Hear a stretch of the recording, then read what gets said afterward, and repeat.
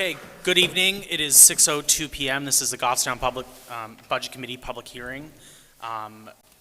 It is January 11th, 2023. I want to start on the agenda with the Pledge of Allegiance. Pledge allegiance To the flag of the United States of America and to the republic for which it stands, one nation, under God, indivisible, with liberty and justice for all.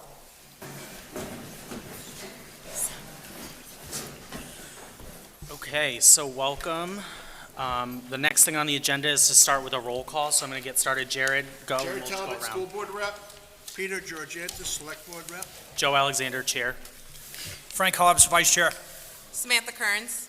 Lauren Dukas. Richard Manzo. Allison DeCesare. Melanie Renfrew-Hebert. Laura Stevens. Olivia Welch-Erdahl. Brian Mazer. Okay, perfect. And might be a couple other members trickling in.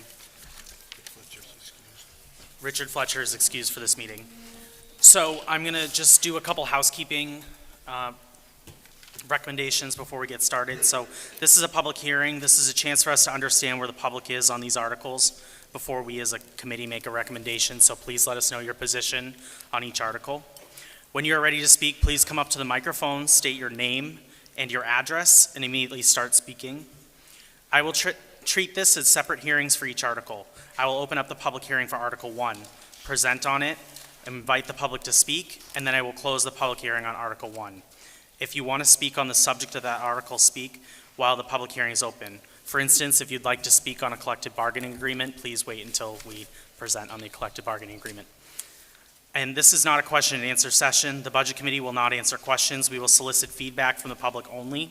Your opportunity for questions will be during the town and school deliberative sessions.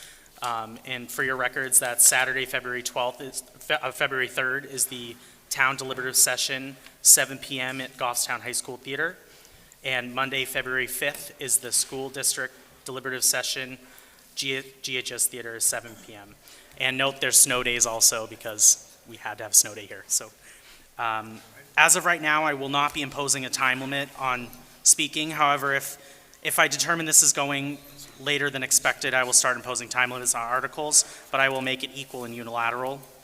Immediately following this public hearing, a meeting of the Budget Committee will take place, and the Budget Committee will deliberate on all warrant articles from this public hearing.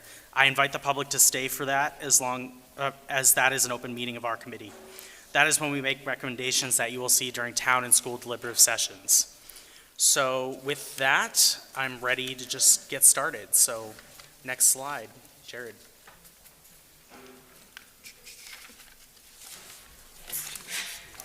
What? Get a move up to slide 2. I'm not able to see what's on the screen. No? Yes. Why is that different than the?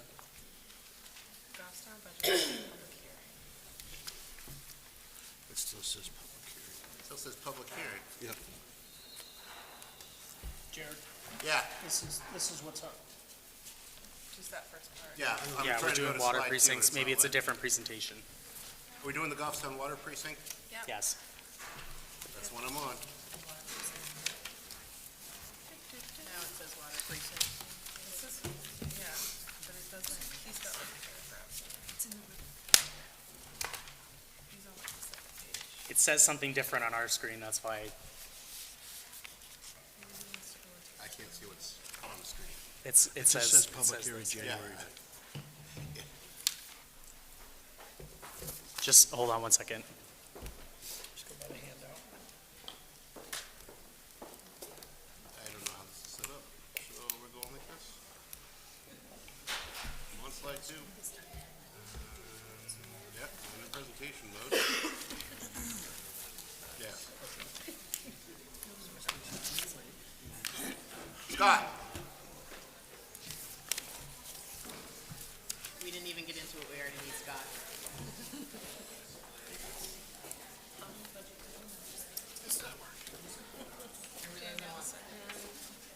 All right, I think we're how perfect. about now? Yes. We got it? Okay. Okay. So the first thing on our agenda is the Goffstown Village Water Precinct. So I'd open up the public hearing on the Goffstown Village Water Precinct. The Goffstown Village Water Precinct is a separate entity. Operational costs are covered by the collection of user fees. The Goffstown Village Water owns 4 buildings, has 3 employees and 2 vehicles. Details of this budget was presented to the Budget Committee at December 5th, 2023. The Budget Committee voted to send this to public hearing in a proposed amount of $2,471,403. With that, is there anybody from the public that wishes to comment on the Goffstown Village Water Precinct? It's a self-sustaining fund covered by user fees, so, all right, we'll start easy. Okay. Chair's going to close this public hearing. Okay, next. Grassmere.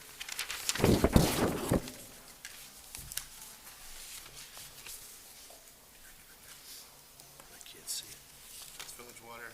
I don't have a graph smear on. Yeah, Grassmere. I think it's in the same as the water, it's just the third slide. School district. I think it's still in the water precinct slideshow, it's just the third slide. Is it? It's all one big pack. Okay, so. Okay. So I'd like to open up the public hearing on the Grassmere Village Water Precinct. Grassmere Village Water Precinct is a separate entity. Operational costs are covered by a collection of user fees. The details of this budget was presented to the Budget Committee on December 5th, 2023, and the Budget Committee voted to send this to public hearing in a proposed budget amount of $288,253. Are there any comments on the Grassmere Village Water Precinct? Okay, seeing none, I'm going to close the public hearing on Grassmere Village Water Precinct. All right, now, next on the agenda is the school budget. So the chair is going to call on the school board rep for the Budget Committee, Jared Talbot, to present the Budget Committee's school budget. Okay, thank you, Mr. Chair. Going through just our warrant articles that we have the 3 standard warrant articles from the school board, as well as a petition warrant article from from community members in the town.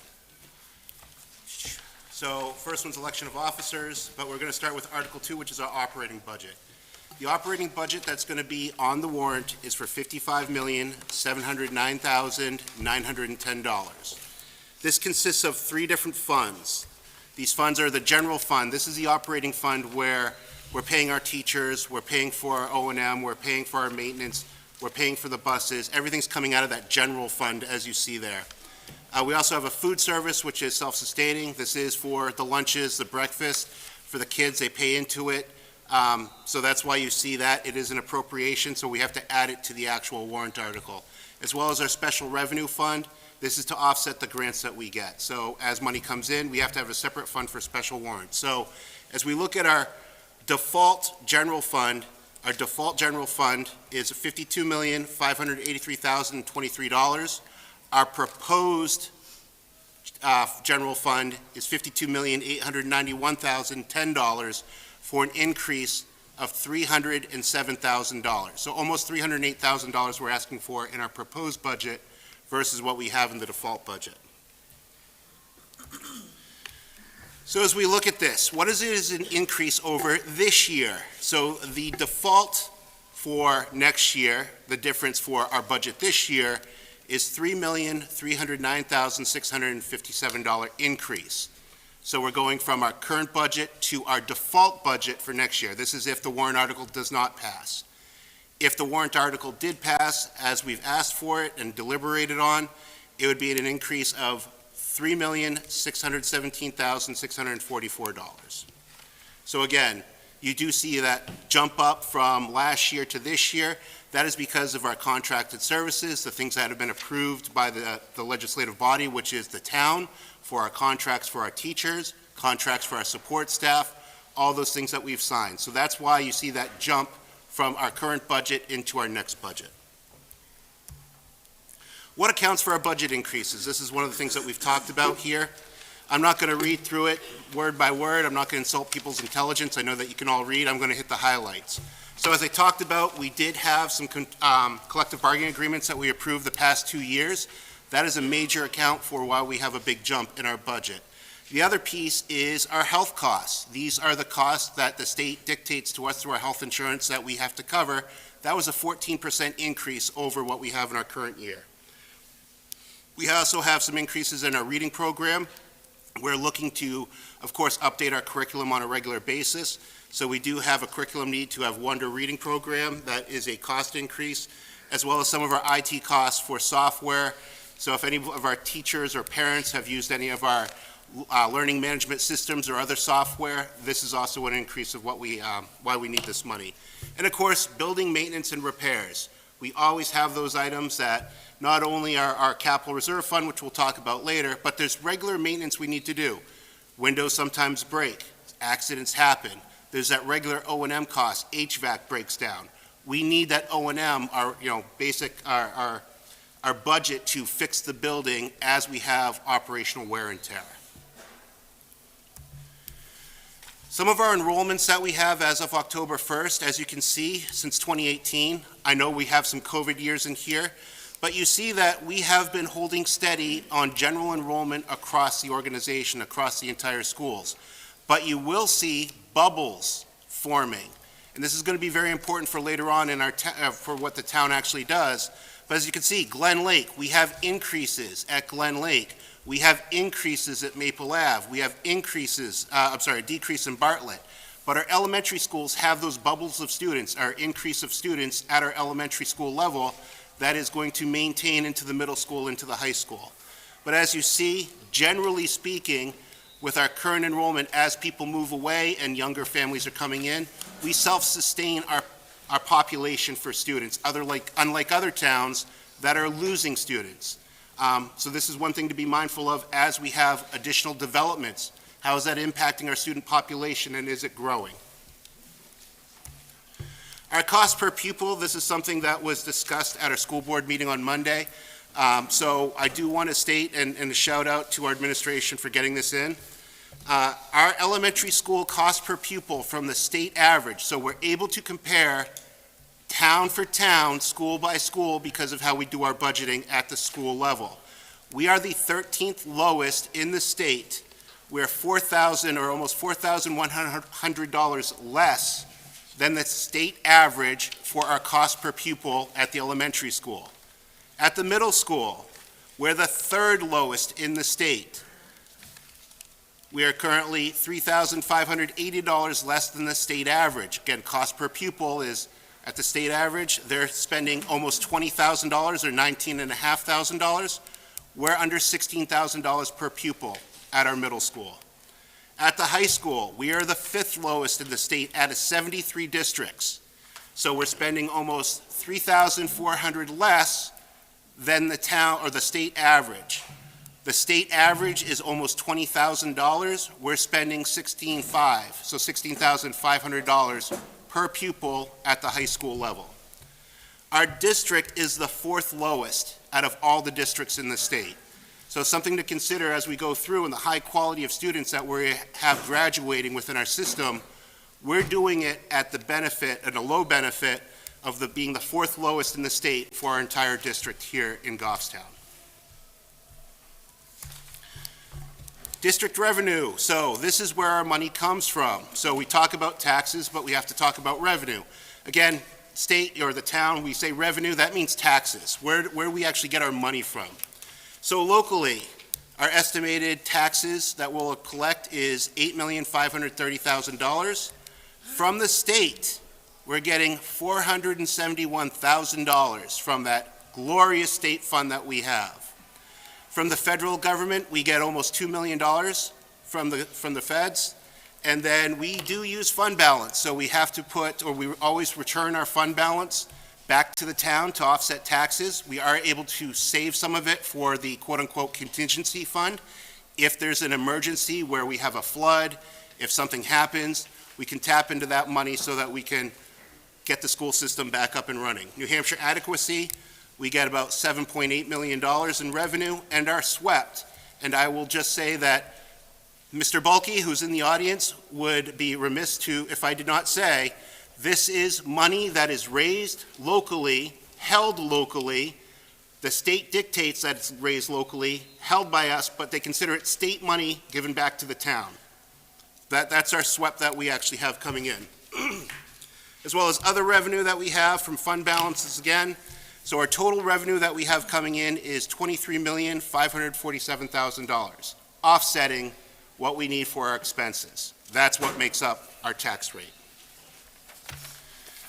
So these are only estimates. Scott Gross has done this for many years, and we're going to try to estimate out again. Don't hold us to it, but it's our best guess that we have.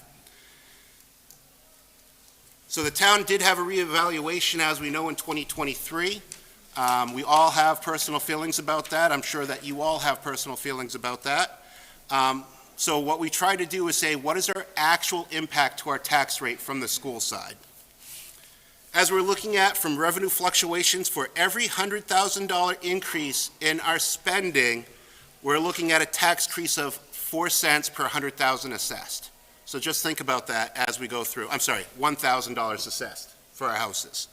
So every $100,000 that we need at the school or at the town, it's going to be 4 cents per $1,000 assessed at our homes. So our tax impact from 2019 to 2023, as we can see, what our guess was versus what it actually was. We do know that there was some changes that happened as part of this. So we're estimating, based on our current projected proposed warrant article, that our tax rate is going to be $11.82 per $1,000 assessed for our property.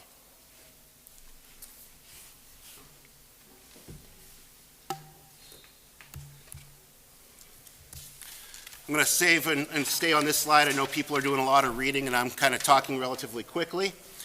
But as we look at school-by-school overview, and this has been debated at the school board level, and we've done it at the budget committee level several times. But you can see the current budget for each school, what the default is for each school, the new spending that we're asking for as a proposed budget, and what the differences are there. So again, that's where you see the differences from our current budget to our proposed budget. And that's where you got that $3.6 million increase from this year into the proposed budget for next year.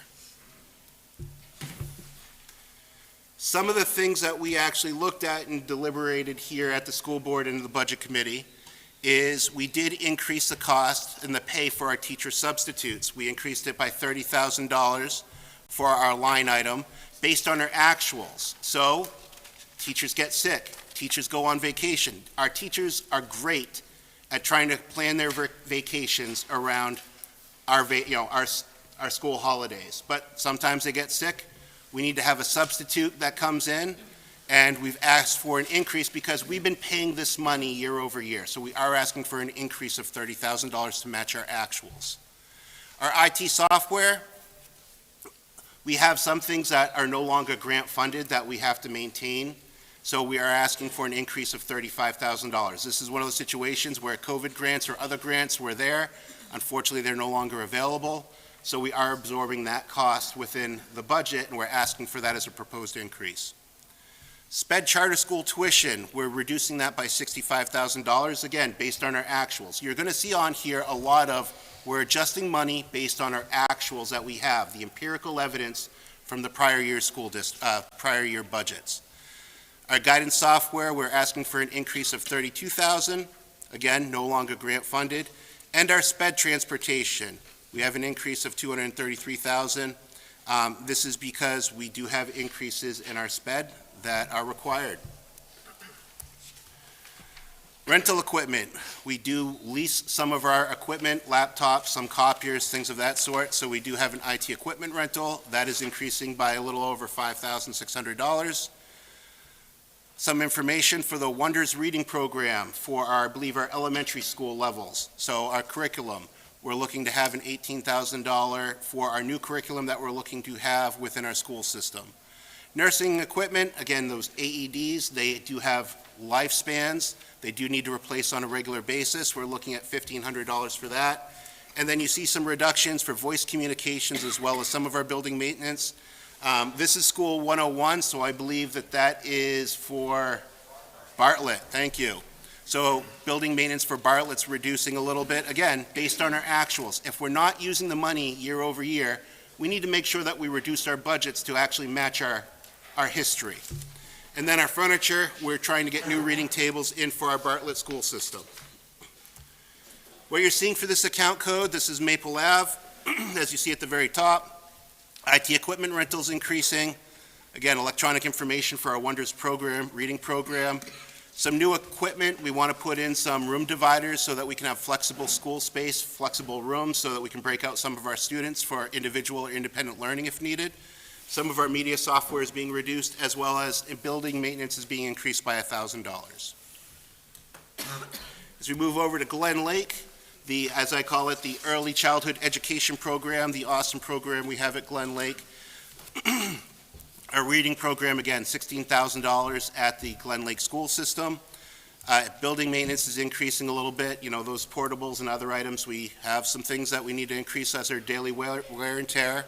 Some of our building repairs, building supplies are increased, again, all based on our actuals. Electricity, Scott took a big guess on what our electricity needs were going to be on the portable that we had. We're expecting our electricity to decrease based on our actuals now that we have some, again, history and empirical evidence. So we're reducing that in our budget by $5,000. And we're reducing propane because it's been a little bit warmer than it has been in years past. At the middle school, again, IT rental equipment, we have some increases in some of our laptops in our lease program, the Wonders Reading program. Again, we're replacing some of our other equipment, so you'll see replacement equipment's being reduced, again, based on our actuals. Lunch monitors, those wonderful middle school kids, they need more lunch monitors, or we need to pay them a little bit more because we have some shenanigans that sometimes go on at the middle school. But we need that student supervision, so we are asking for a little increase there. And other repairs that we have, again, for those budget committee members that were here, we actually toured the MVMS school system. We were there during a rainy day. We saw some of the roof leakage that was going into the copier room. We could see that with our eyes, so we know that some of these repairs are needed in order to keep our school systems up and running. High school. Equipment maintenance, we're reducing, again, based on actuals. IT rental equipment, our laptops, we're asking for some additional laptops and to replace those that we have. Culinary supplies, we got to make sure that we have plenty of chefs that are cooking for us, just increased costs there for food. Some of our books, we're reducing those, again, based on actuals. Education software, we're reducing. Replacement equipment, we're reducing. Again, where we find where we can cut in our budget, we have cut in our budget. In some of our contracted services, this is so that we have some trainers for a lot of our athletes that are currently on the field or in the gym or doing a lot of different things. These are increased costs for our officials as well, because we have to pay those officials, not so that we win the games, but so that we're actually fair and honest as part of our sports. Postage, we are reducing. This was a big conversation that we had in the Budget Committee. We do send out our GHS student handbooks to our freshmen and sophomores. We do not do it for our juniors and seniors. We want to make sure that those incoming freshmen and sophomores have those handbooks and are ready to be used, and our parents are ready to read them as well. Building supplies are being increased, again, based on our actuals. Electricity's increased, propane's increased, and that good old athletic transportation, so we can make sure that GHS has a good sports team and continues to show at those state events that we have. So just some verbiage here about our RSAs. Jared, you want me to do that for you? Yeah, go ahead. All right. This applies to the school and the town, so I'm going to skip over this when we get to the town. Yeah, so part of the public hearing, my name is Scott Gross, I'm the business administrator for the district, and part of the public hearing, we have to discuss the default budget. So should the voters not vote for the proposed budget on the warrant in March, the fallback budget is called the default budget. And essentially, that budget is the current year's budget, plus any contractual obligations that you, the voters, have approved. Those are typically teacher contracts, collective bargaining agreements. We also have to include anything that is legally required. So a lot of the items that Mr. Talbot had talked about, special education transportation is an example, we must provide that by law. Those automatically go into the default budget. So with that, the default budget is approximately $308,000 less than the proposed budget. Again, the other part of the default, and you can find this, there's a signed copy here, it's on the school district website, and I just want to plug that The budget files are all on the website. Anyone can look at that, but this is the default budget. It gets posted with the original warrant, and should the proposed budget fail, this is the budget that will go in. Thank you. A lot of legalese for what Scott just said is now posted up on the screen right here, what the default budget is. I will say that the school board did vote on our proposed budget. The budget committee did make some changes. The school board ratified those changes, and unofficially, we have voted unanimously to recommend the school budget as it is on our warrant article. And that concludes warrant article number 2, Mr. Chair. Okay, thank you, Jared. So at this point, I'd like to open up the public hearing on this. So is there anyone from the public that wishes to comment on the school budget? I'll give you a minute or two. Please come up to the microphone, state your name, your address, and start speaking.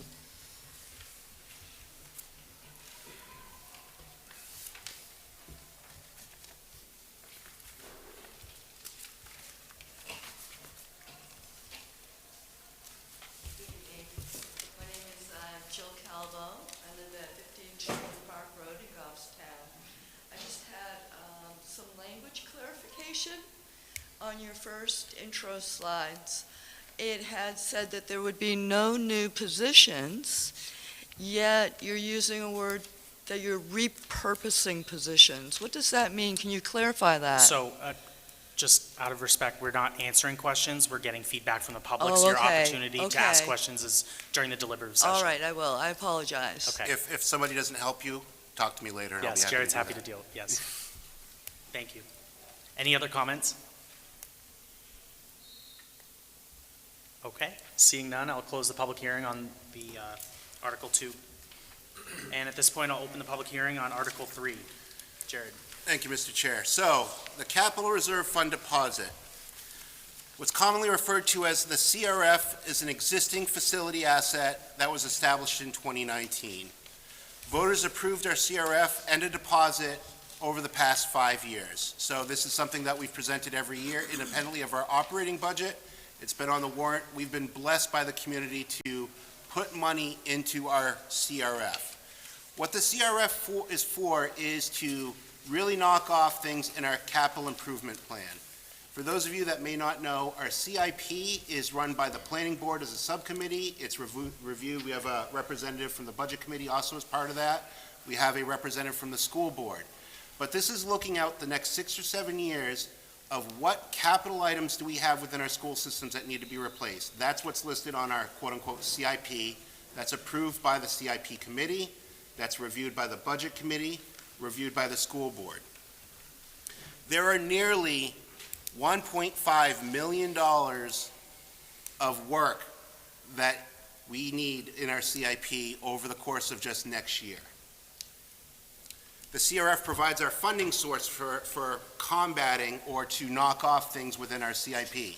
We also use this to match our grants. So if there's a grant at the state or federal level, we apply for it. Sometimes it's a match, 50-50 match, where we have to put up 50% of the money in order to get that grant for that item that we need, whether it's a boiler, whether it's a fire panel, whether it's something else. So we use the CRF to match whatever other grants that we get that require grants for a generator, if it's a replacement generator. The CRF can also be used for other CIP or other eligible items. This cannot be used for new capital items in the school. Let me reemphasize that. The CRF cannot be used for new capital items in our school. It can only be for replacement items. We are asking, the school board has asked for $250,000 to be placed into the CRF from our unassigned fund balance. This was, again, unofficial, but it will be on the deliberative session. This was voted to recommend from the school board in a 7-1, 7 for, 1 against, to approve $250,000 to be placed in our CRF to knock off those things in our CIP. Again, $250,000, even though there's $1.5 million worth of work next year, we have to make sure that we strategize and we get the right things that we need right away as part of our CRF execution. Thank you, Jared. So at this point, I'll open this up to the members of the public. Is there any comments on this warrant article?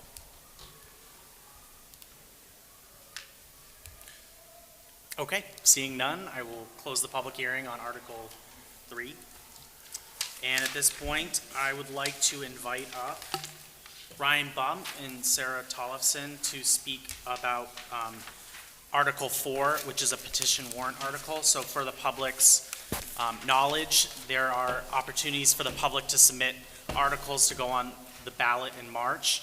If they have fiscal impacts, it goes through the Budget Committee to make a recommendation for or against. So at this point, we're going to hear from members of the public who submitted this warrant.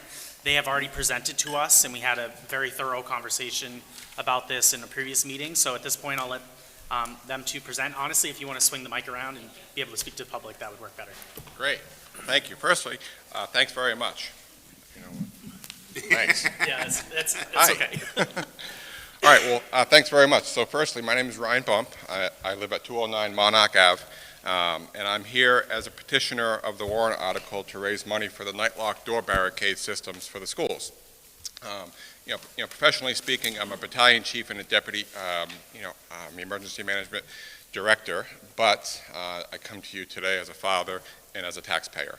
So I understand that there's some confusion around the situation about the warrant article, and I wanted to clarify a couple of things. So, my goal is to get accurate information out, and that may not have already been done from town officials. So, I would like to spend a few minutes just letting you know why I think the door barricades are such a benefit to the schools and our best option for protecting our kids against active shooters. Firstly, the Columbine locks that we have now used to be the industry standard for securing doors. The night locks are the new standard and are used by over 4,000 of our country's 12,000 school districts. So approximately a third of all school districts already have these across the country. There is one, lost my place. There is one of these night lock door barricading systems in each classroom in every Michigan and Ohio public school. In fact, the night lock devices were credited with saving lives during a school shooting event in Oxford, Michigan in 2021. And when it comes to New Hampshire, Night Lock has stated that their devices are used by over 35 schools and districts in the state, as well as various police departments, fire departments, healthcare facilities, and other local government agencies. These devices are widely used as an integral piece of securing the classrooms and other facilities. Next, night locks are now not new or untested. The company has been manufacturing these and they've been on the market for over a decade. Locally, the Manchester Police Department has thoroughly evaluated these and tested these night lock devices at the 6 Hour Academy in Epping before the school district in Manchester bonded the money and purchased night locks for all of their schools in their district. They fired weapons at these night locks over at 6 Hour. They've hit them with sledgehammers, and they did not fail. As I mentioned, it has already been credited with saving lives in a real shooting event.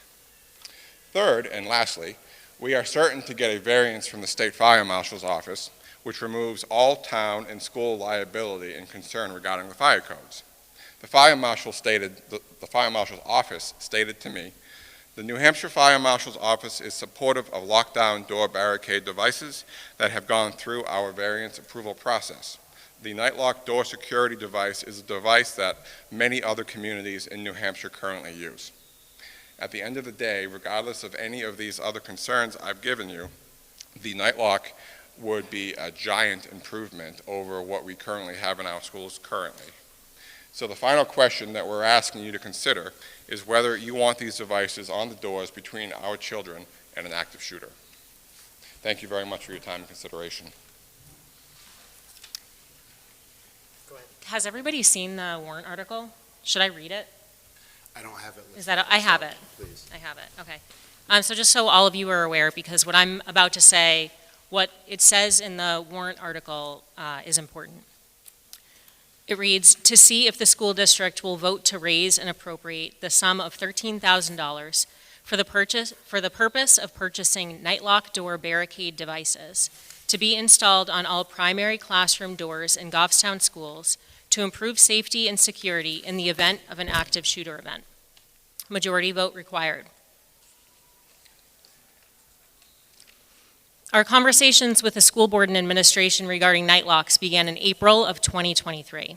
Night locks as a door barricading device were not chosen lightly, and the recommendation came after significant research from our group. It's called Goffstown Parents in Action.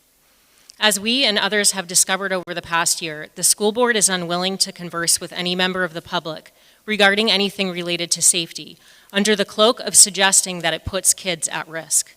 We beg to differ that what puts kids at risk, in fact, is not having these important but uncomfortable conversations.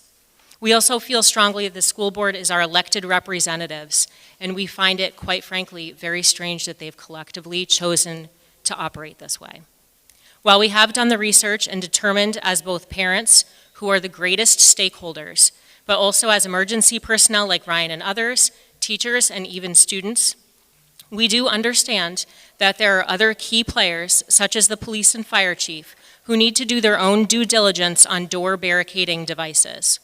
While we do feel there has been ample time for all key players to do their research, we have, from the start, approached this initiative with a collaborative spirit. And with that, we would be willing to amend the language of the warrant article to add night lock devices or similar door barricading device. We would then work diligently as advocates in partnership to help provide any information necessary to members of the safety committee regarding night locks or any other door barricading device in the form of demonstrations, conversations with manufacturers, and other first responders and school officials as requested. We recognize that when it comes to the safety of our children, time is of the essence. We ask of the police and fire chief that they verbally share their support of the warrant article here tonight, should it be included, the amended language, night locks or similar door barricading devices. Thank you.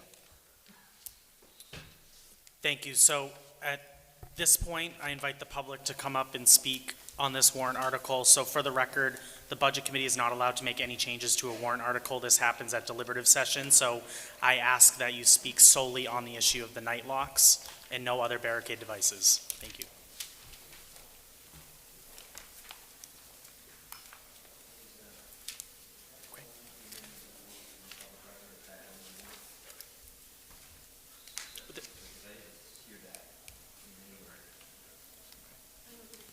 Yes, go ahead and turn that around. Thank you. So I tried to print this out on my computer and it didn't work. But I want to, Cindy Grigorakakis, 112 Gorham Pond Road. I spoke at the last school board meeting and I personally wanted to voice my support for night lock barricade devices. I was one of the members of Goffstown Parents in Action. Our group formed after Uvalde. We were a very politically diverse group of parents that were really just concerned about what was happening in our country. And we wanted to work collaboratively with the parties that are keeping our kids safe, which is our law enforcement and our school administrators. So I absolutely support, adding more support to our, the things that are keeping our kids safe already, which is our doors. I absolutely am not saying that I support these devices because I think that they're going to solve the complex issues at the root of school shootings and violence. And it's not because I think that they'll solve all the potential holes in security plans, because absolutely no plan is perfect. But I support these devices because they offer a tested, enhanced barricade support to the security that we already rely on, which is our classroom doors. Current ALICE training calls for educators to use classroom furniture as barricades, in addition to the locking of the doors. So if you can imagine the variables that would happen in a crisis situation that would come with classroom furniture. I personally wanted to learn some more about what educators felt about these devices, so I asked educators that I knew that were teaching in the Goffstown School District, and I have some anonymous quotes from them. One quote is, "It's important to know that facilities enhancements can fail and break. like doors appropriately closing and locking in our current buildings. Having additional security options only helps protecting our staff and kids. Goffstown educator. Another quote, we have all thought about where we would hide ourselves and our students within our classrooms and office spaces in the case of a crisis. These locks would not relieve our need to have a plan, but they would give us some confidence that our plans could be executed effectively. The last quote I have is, it's a visible layer of safety that can help support the best line of defense that we have right now, which is our locked doors. It isn't a perfect solution, but it's a security measure and a support measure, being able to see that visual reminder that the community has our back enough to purchase these for us would make a huge difference. Physically being able to do something in a situation would make me feel like I wasn't a sitting duck. So I encourage everybody to learn more about Nightlock devices, and yeah, I respectfully ask the Budget Committee for their support on this warrant article. Thank you. Thank you.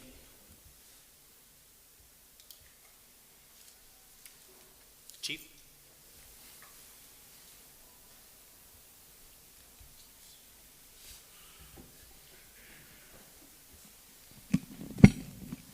Thank you, Mr. Chair. For those of you who don't know me, I'm Chief Eric Serino, the Chief of Police in Goffstown. Long life resident, went to Mountain View Middle School, went to the high school, and care a lot about school safety. I would just like to go on the record and say that the Goffstown Police Department and the police chief, the Chief of Police does not oppose night locks. Okay? So everybody's clear, they hear me. We do not oppose them. We think school security is very important. I think that this school district does a great job. I think that our SROs do a great job. And I think that it's worthy of looking into. Thank you, sir. Thank you, Chief. Okay, are there other comments on this petition warrant article?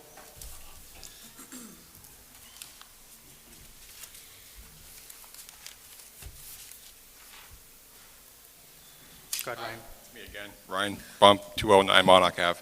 I had a question asked of me while I was sitting down, and I just wanted to make absolutely clear that the warrant article does mention the dollar amount of $13,000, and that is for the cost of the devices. And we've actually gone out and have found a contractor who lives in town, who has children in the school district, who has volunteered to install them himself for free. So that's a big savings to us in the town. That's all. Thanks. Thank you. Okay, so at this point, I am going to close the public hearing on this petition warrant article. So the next thing on the agenda is the town side of the budget. So, Jared, do you mind pulling that up? Yeah, give me a moment. Okay. I'm good. I think I lost the actual, which one? Public hearing? This is the final? Is that the one, Danielle?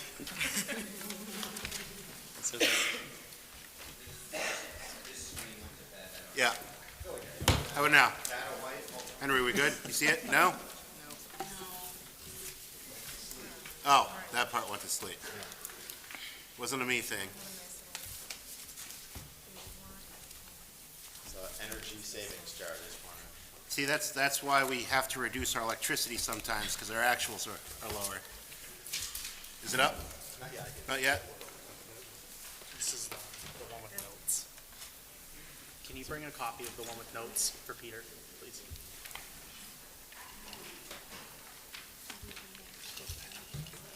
I'll have to move around the mouse. Yeah, just move it around. Oop, hold on. I forgot to grab this. Thank you. He's gonna come up. It's gonna pop up? Should. You just let me know when. You're good. We're good to go? Good. It's all in the same, yes. Just tell me when to. I'll say next slide. There we Okay. go. So, next slide. So for anyone watching on GTV, there's a copy of the town's detailed budget report and this PowerPoint presentation available on the town's website. On the Goffstown homepage, click Budget under Government heading. Next slide, please. Article 12. At this point, I'll open up the public hearing on Article 12. Articles 1 on the ballot will be the election of officers. Articles 2 through 11 will be zoning amendments. And so tonight we will start with Article 12. The Budget Committee's 2024 operating budget for the town is $29,300,126. Next slide, please. The town's operating budget is comprised of 3 funds: the General Fund, the EMS Special Revenue Fund, and the Sewer Enterprise Fund. Both the EMS and Sewer Fund are funded by users. These funds are not funded by property taxes. The General Fund is the portion of the operating budget that impacts the amount of municipal taxes to be collected in the fall. And the town estimates the revenue the General Fund will receive in 2024. When the tax rate is set in the fall, the town revises these estimates based on 9 months of revenue. The remainder of the operating budget is funded through a collection of municipal tax. Next slide, please. The town's general fund is made up of 6 departments. There's also a townwide insurance, debt service, and capital improvement projects known as CIP. The Budget Committee's budget for 2024 has an increase of $1,982,873 over the adopted budget from 2023. The Budget Committee's budget for 2024 is $1,432,839 above the town's default budget. These figures do not include any other special articles that will be discussed later in the evening, such as a collective bargaining agreement. Next slide, please. A brief explanation. The 2024 budget has no new positions and provides the same level of service. Insurance costs for the towns have a significant increase of about $500,000, so $490,000. The town's health insurance rates increased 12.8%, and the dental rates increased 4.7%. So the town experiences increase in many different operating costs. Utilities and fuel, $124,450. Household hazardous waste, that includes recycling, bulky waste, tipping, has a $39,500 increase. Please note that the Select Board put forward an increase of $95,072 to these lines based on tonnage and estimated rates, but the Budget Committee reduced recycling and tipping lines. The fleet maintenance, tires, equipment maintenance, and related supplies is a $150,976 increase. And there's an increase in the CIP budget, operating budget of $301,334. For wages, the budget has 1 approved CBA that has contractual increases. The other 3 CBAs will be special articles that we will discuss later in the evening. And the Budget Committee included a revised compensation plan for non-union employees. Overall, the Select Board hired a consultant to determine the wages of the town's non-union employees are 8.3% below market rate. The 2024 operating budget includes funds to implement the new compensation plan for non-union employees. That is a $327,491 increase, and that affects 57 full-time positions and 6 part-time positions. Next slide, please. Goffstown's town meeting follows the SB2 ballot determination format. So we have a deliberative session in February and a voting day in March. The Select Board prepares the default budget should the proposed operating budget fail to pass on voting day. The 2024 default budget is the 2023 budget, reduced or increased by debt service, contracts, and other obligations such as collective bargaining agreements. The default budget includes a contractual wage increase for 1 union CBA, which is the Professional Firefighters of Goffstown, an increased cost of 4 elections in 2024, which is mandated by law, and all funded positions from the approved 2023 budget. The default budget has been reduced to exclude 2 utility trucks from 2023 and an election trailer from 2023. Next slide, please. Costs included in the operating budget, but not the default budget, include the wage increase for non-union employees, the wage increases for 3 union CBAs. The state has approved the use of new ballot counting devices. The town is seeking to fund the purchase of 5 new ballot counting devices. The town's network virtualization equipment and licensing needs to be updated. This refresh is recommended every 7 years, and the town's Microsoft servers are running on licenses that are being sunsetted by Microsoft. There are parking lot improvements for Parks and Rec Sports Complex and Police Department, and increased costs of commodities, supplies, solid waste removal, software, and hardware. Next slide, please. The town has calculated an estimated tax impact on the default budget in a proposed operating budget. This tax rate is only an estimate based on estimated revenues, which can vary throughout the year. Also, the estimated tax rate is based on the assumed valuation of $2,719,733,211, which is a conservative 0.5% increase above the 2023 townwide valuation. So as you can see from the chart here, the default budget is estimated to result in a 20-cent increase on the municipal tax rate, and the Budget Committee's proposed operating budget is estimated to result in a 77 cents increase on the municipal tax rate. Next slide, please. The Budget Committee's 2024 town operating budget is $29,300,126. So at this point, I would like to open up the public hearing on Article 12. So if you have a statement or something to say on the budget, please come to the microphone, state your name and address. Just come right up to the mic. You're welcome to sit in a chair nearby or have a line or whatever works. Feel free, can you turn that around for us, please? You can face us. Thank you. If you came in on time, you would have known why it was turned.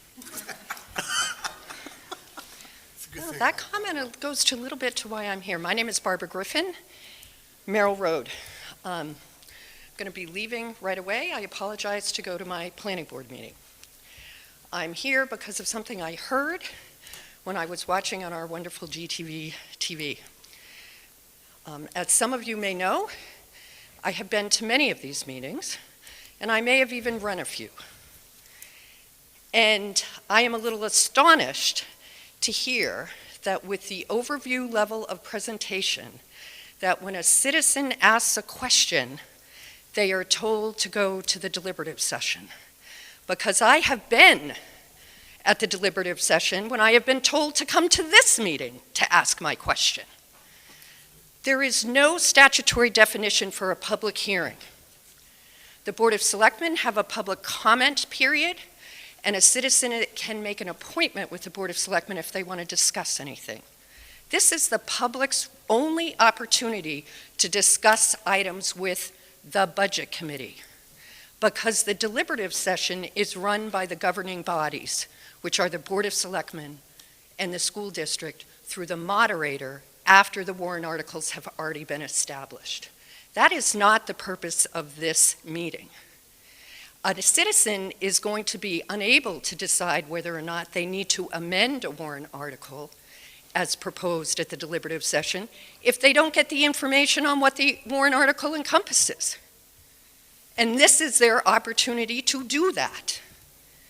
The planning board, which I am going to, will have a public hearing portion, and we typically do not respond, but that is because we are a quasi-judicial body, and our discussion affects the property rights of applicants before the board. That is not what this hearing is. I apologize to the board that my schedule has created a conflict and I can't be here. I generally enjoy these meetings. But I felt compelled to come down and say how disappointed I am that citizens cannot get answers to questions in a public forum and are being told to go to a deliberative session where historically the detailed information is not available, and at that point it is far too late to make a reasoned amendment to a warrant article. I want to thank the school district and the town for putting together the presentations. They are good, but the detail is not presented. There is no opportunity at your budget committee meetings for public comment on the budget. So I guess my question to the budget committee is, when exactly do you respond to the public? So thank you for your time, and I guess I'll see you at the deliberative meeting. Thank you, Barbara.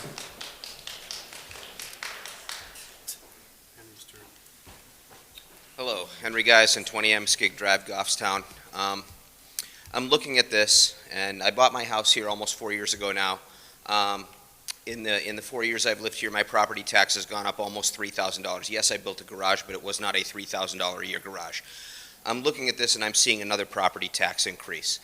I haven't decided if I'm going to vote for this yet. I'm going to go line by line through it and possibly propose some amendments, but we have to do better. We're pricing people out of this town. I mean, I am blessed in that I'm a 100% disabled veteran, so I get a small stipend from the state, and that offset it and keeps me under $10,000 a year, barely. But we've got to do better. The property taxes for homeowners and for landlords is going up and up, and we are going to price people out of this town, and if that happens, you're going to have a hard time getting the tax burden that you need in order to run this city. So it's incumbent on us to do better. Thank you.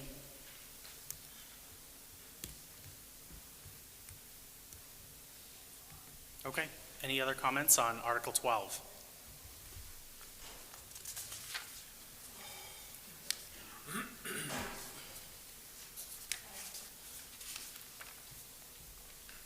Hi, I'm Elizabeth DeBrule. I'm on First Avenue.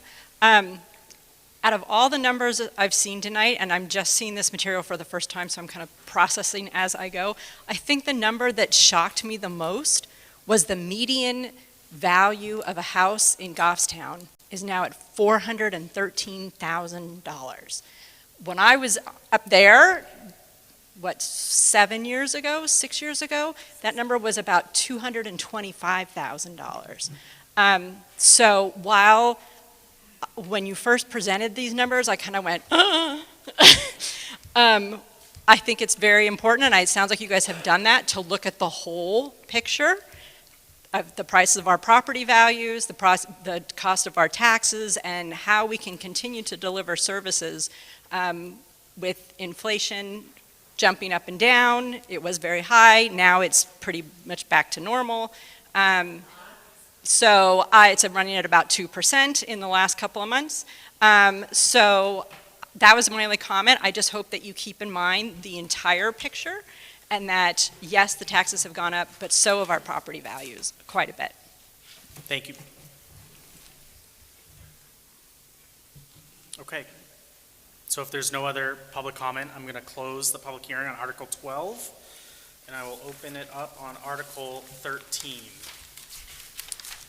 At this point, I will call on our Town Administrator, Derek Horn, to present on the next few warrant articles.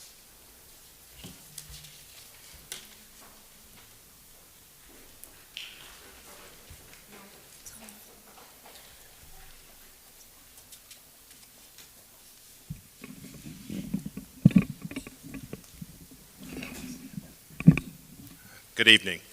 Article 13 is the appropriation from the EMS Special Revenue Fund. This is meant to offset EMS ambulance operations from this Special Revenue Fund. Currently, Article 12 does include the cost of ambulance of $550,726, and this is really that offsetting revenue that if this article were to fail, then there would be no funds, or if this article were to fail, then the operating budget you just saw would be increased by that $550,726, which is an estimated increase to the municipal tax rate of 20 cents per thousand. Thank you. Are there any comments on Article 13? Okay, at this point I'll close Article 13 and open up Article 14. Goffstown Public Works Teamsters, CBA. Thank you.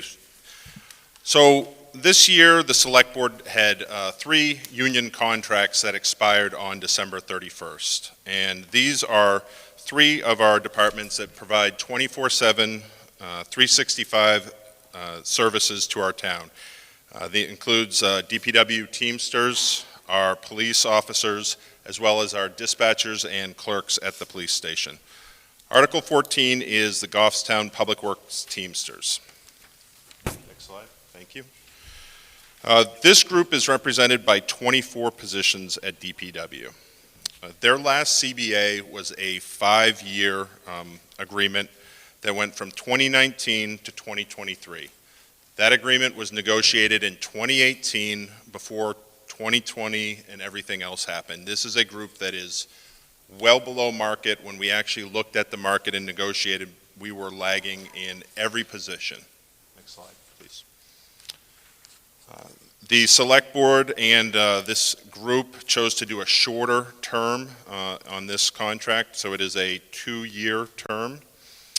In addition to wage increases, to bring the wage matrix back into line with other public work departments as well as the private sector, we have hourly differentials, and this is for certifications, commercial license, a CDLA, as well as those that can do New Hampshire vehicle inspections on town vehicles.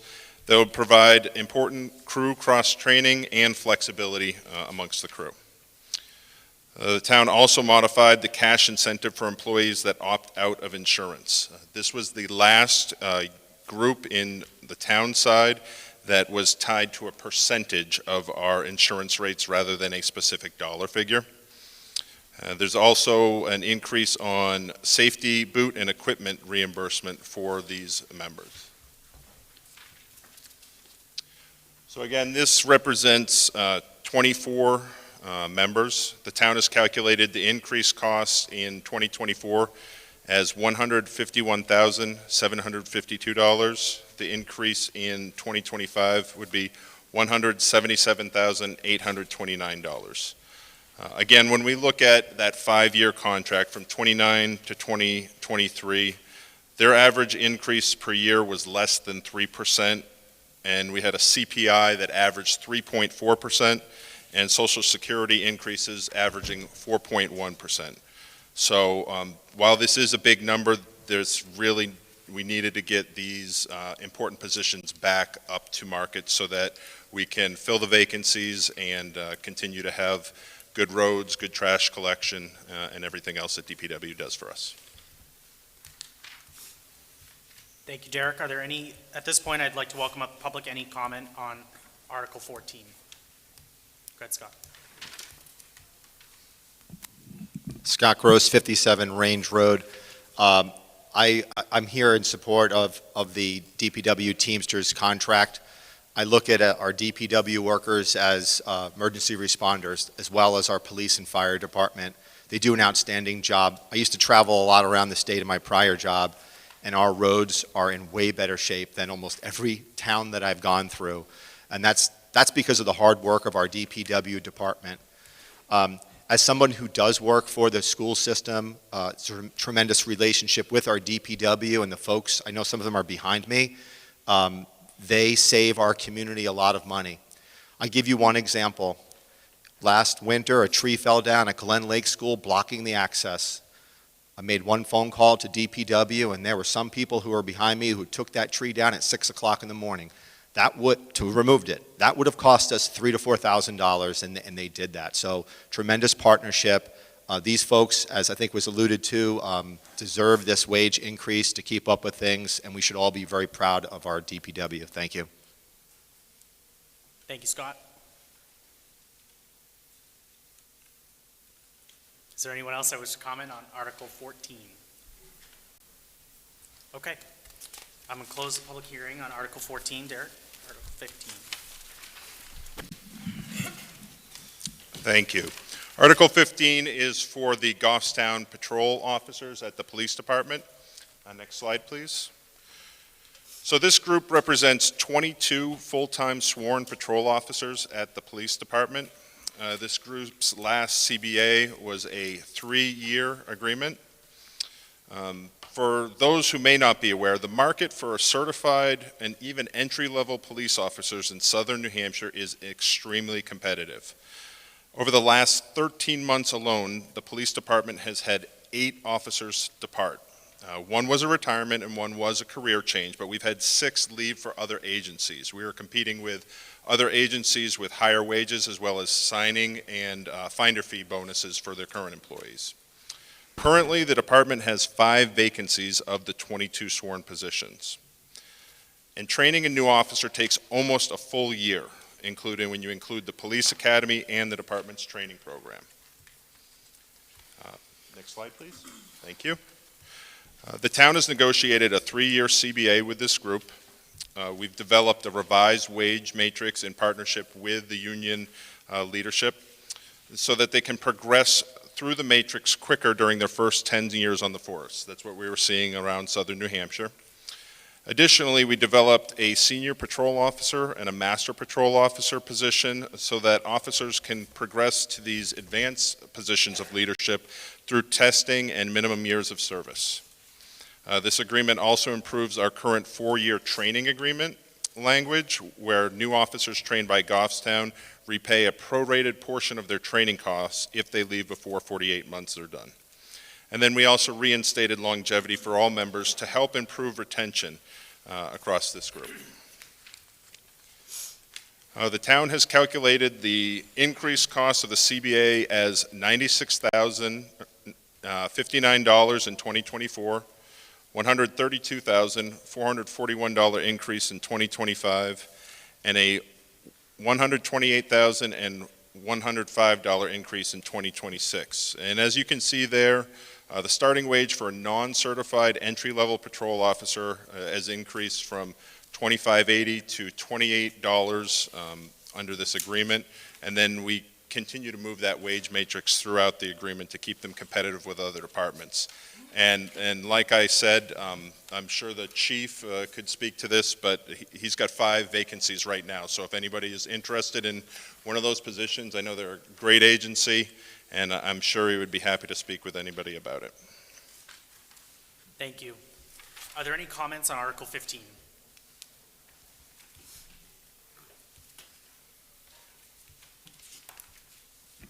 Scott Gross, 57 Range Road. The one thing that's glaring to me is the last comment, 5 vacancies, and there's been so many vacancies over the last 3 years. And I think it's so vitally important that a fair contract for our police officers and dispatch folks, which I know is coming, so you won't see me in the next one, but a fair contract for our police officers will hopefully be able to attract and retain, you know, one of the most important assets in our community to keep us safe, and they do a phenomenal job. So I urge you to strongly support Article 15 and 16, because these folks are truly really critical to our community, and we really can't afford to have these people going all over to different towns. Thank you. Thank you, Scott. Okay, any other comments on Article 15? Great, so I'm going to close that public hearing and open up Article 16.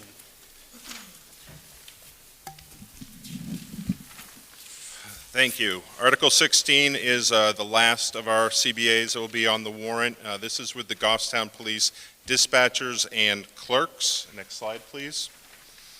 This group represents 12 positions, 9 dispatchers and 3 clerks at the police department.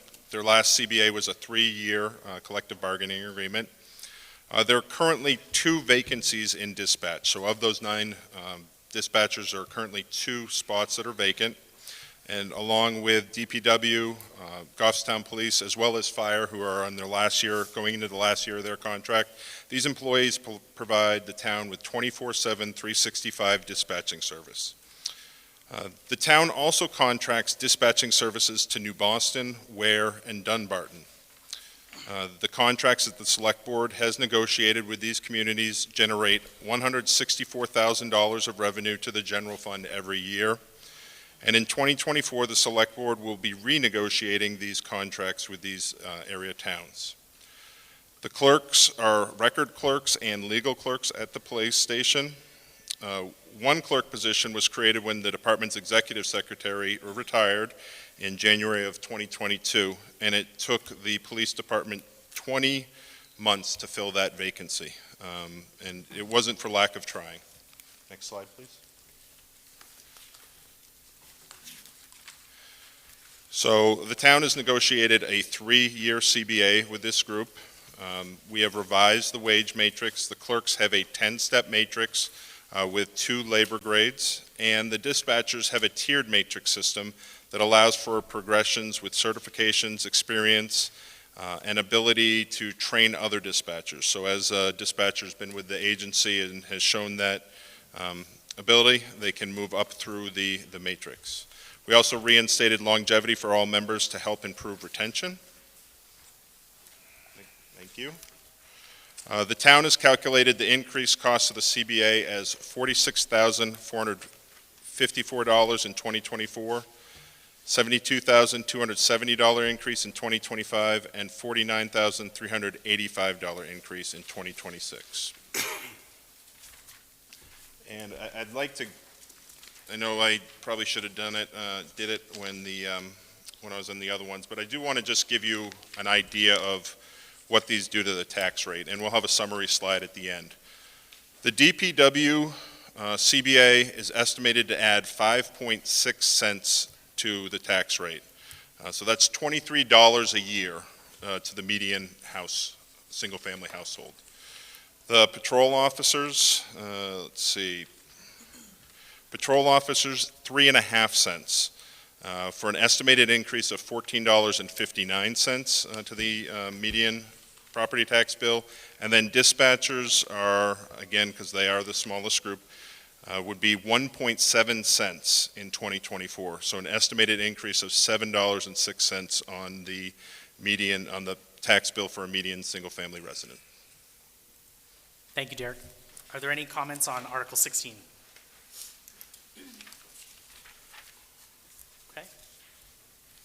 Seeing none, I'll close Article 16, open up for Article 17. Derek.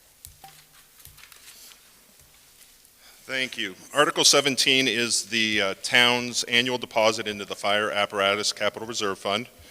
This fund was established at town meeting in 2008 to avoid spikes in the tax rate for expensive fire apparatus. The Select Board is the agent of the fund, and the current balance of the fund is $729,355. So our fire department presents a vehicle replacement matrix to CIP committee each year, and currently there are 2 engines and a tower truck scheduled for replacement between now and 2030. The construction costs for these apparatus continue to increase, and the time required for the build gets longer and longer. Up here, this is a picture of Goffstown engine on January 6th. This was approved as part of the operating budget in 2022. It was ordered in May 2022. The build for this engine began in November 2023, and the fire department anticipates delivery in March of this year. So it's almost 2 years since ordering that we'll actually get the replacement. And talking with the chief and the deputy chief, that those prices are going to continue to go up, and that time between order and receiving the apparatus is going to continue to go up. So again, this is seeking a deposit of $250,000 into that capital reserve fund so we can save for future purchases of fire apparatus and avoid tax rate spikes. Thank you, Derek. Any comments on Article 17, Fire Apparatus Capital Reserve Fund?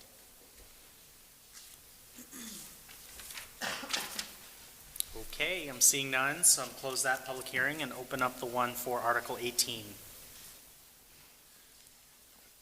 Article 18 proposes a new capital reserve fund.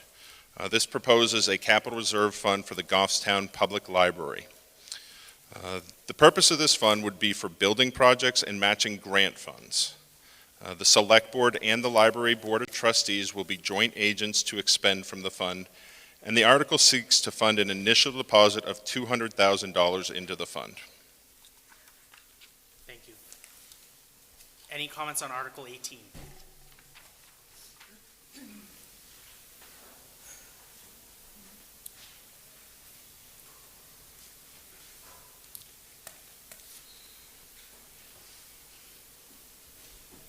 My name's Elizabeth Gibson. I am a library trustee, but I'm speaking on my own behalf. I live at 174 North Mast. We have a beautiful library building, and we need to take care of it. So we need to have some money that we can put toward matching grants. And if we don't take care of it, it's going to cost taxpayers a lot more money down the road. So while this seems like it's a chunk of money, I think it's savings in the long run. Thank you, Elizabeth. Any other comments? Article 18. Okay, I'm going to close Article 18, open up the public hearing on Article 19. Article 19 seeks funds for a design, an engineering design of Barnard Park Pool. The public pool at Barnard Park is 40 years old. This is a 2-year project, and the town is seeking to rebuild the public pool facilities within the existing footprint. This includes not only the pool, but the bathhouse and the filtration building. In year 1, 2024, this article seeks $340,000 for engineering design of the pool and all the necessary buildings. Once engineering plans are obtained, the town plans to seek construction bond in 2025, which is currently estimated at $4 million for the total construction. The town would seek available funds. One is a $500,000 grant from the Land and Water Conservation Fund. We've been told that a shovel-ready project is much more likely to obtain those funds. And the Parks and Rec Commission has pledged $250,000 from the Parks and Recreation Revolving Fund. Both of these would be used to offset bond costs. Thank you. Are there any public comments on Article 19?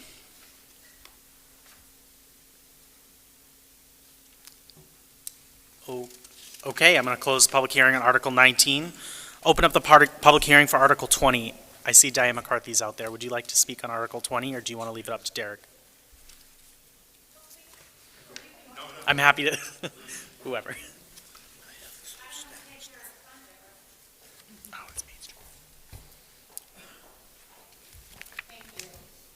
Good Thank you, evening, Diane. Diane McCarthy, Mountain Base Road in Goffstown, also the Executive Director for Crispin's House Coalition for Youth here in Goffstown. We are, of course, your nonprofit that advocates for the children and families here in town.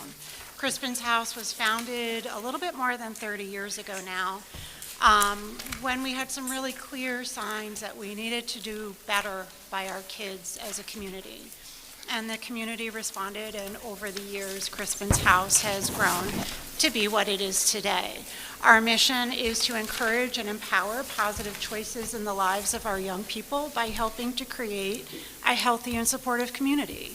And we do that by running a number of different programs. They all vary in size and scope, but at the end of the day, their mission is to keep our kids safe, provide a safety net, give them a springboard when they're ready for that, and help them make some good choices to go on to live healthy and productive lives.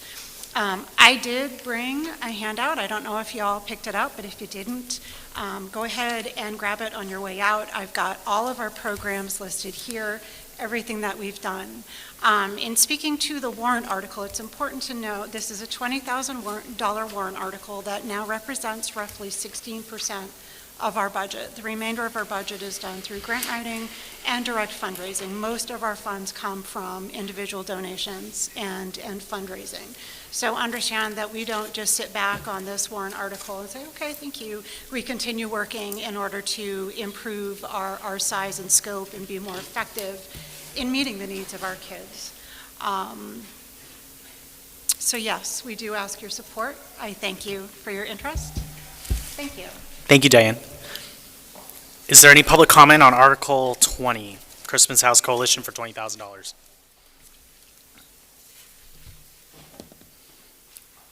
Great, so at this point, I'm going to close public hearing on Article 20. Open up public hearing on Article 21. At this point, I'd like to welcome up Tina Loughton to help to present the Goffstown Main Street. Good evening, I'm Tina Loughton. I serve as the Goffstown Board of Directors since 2019, and I currently serve as president. Thank you. A little background, Goffstown Main Street's been serving this community for over 20 years. Our purpose is to bring vitality to the historic business districts, support Main Street businesses, attract businesses to downtown, support Main Street businesses, and encourage historic preservation, and just simply to make the village a place where businesses want to be.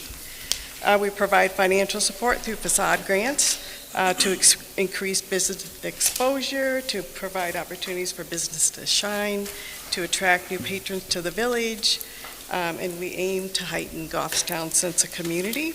What we're most known for is our events, which include our flagship pumpkin Giant Pumpkin Way Off in Regatta, and it was wonderful having the street shut down this year.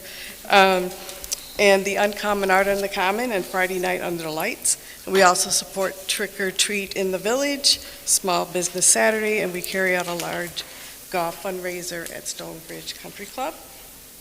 All these events foster a sense of community and allow us to showcase the beautiful historic village. They bring folks from inside and outside Goffstown. The regatta brings people from all over the country.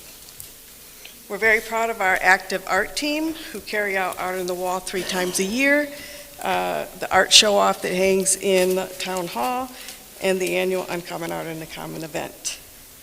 I provided the Budget Committee with a little more updated, since we last talked on January 19th, of our financials, and wanted to just share that we have really stretched the last couple of years.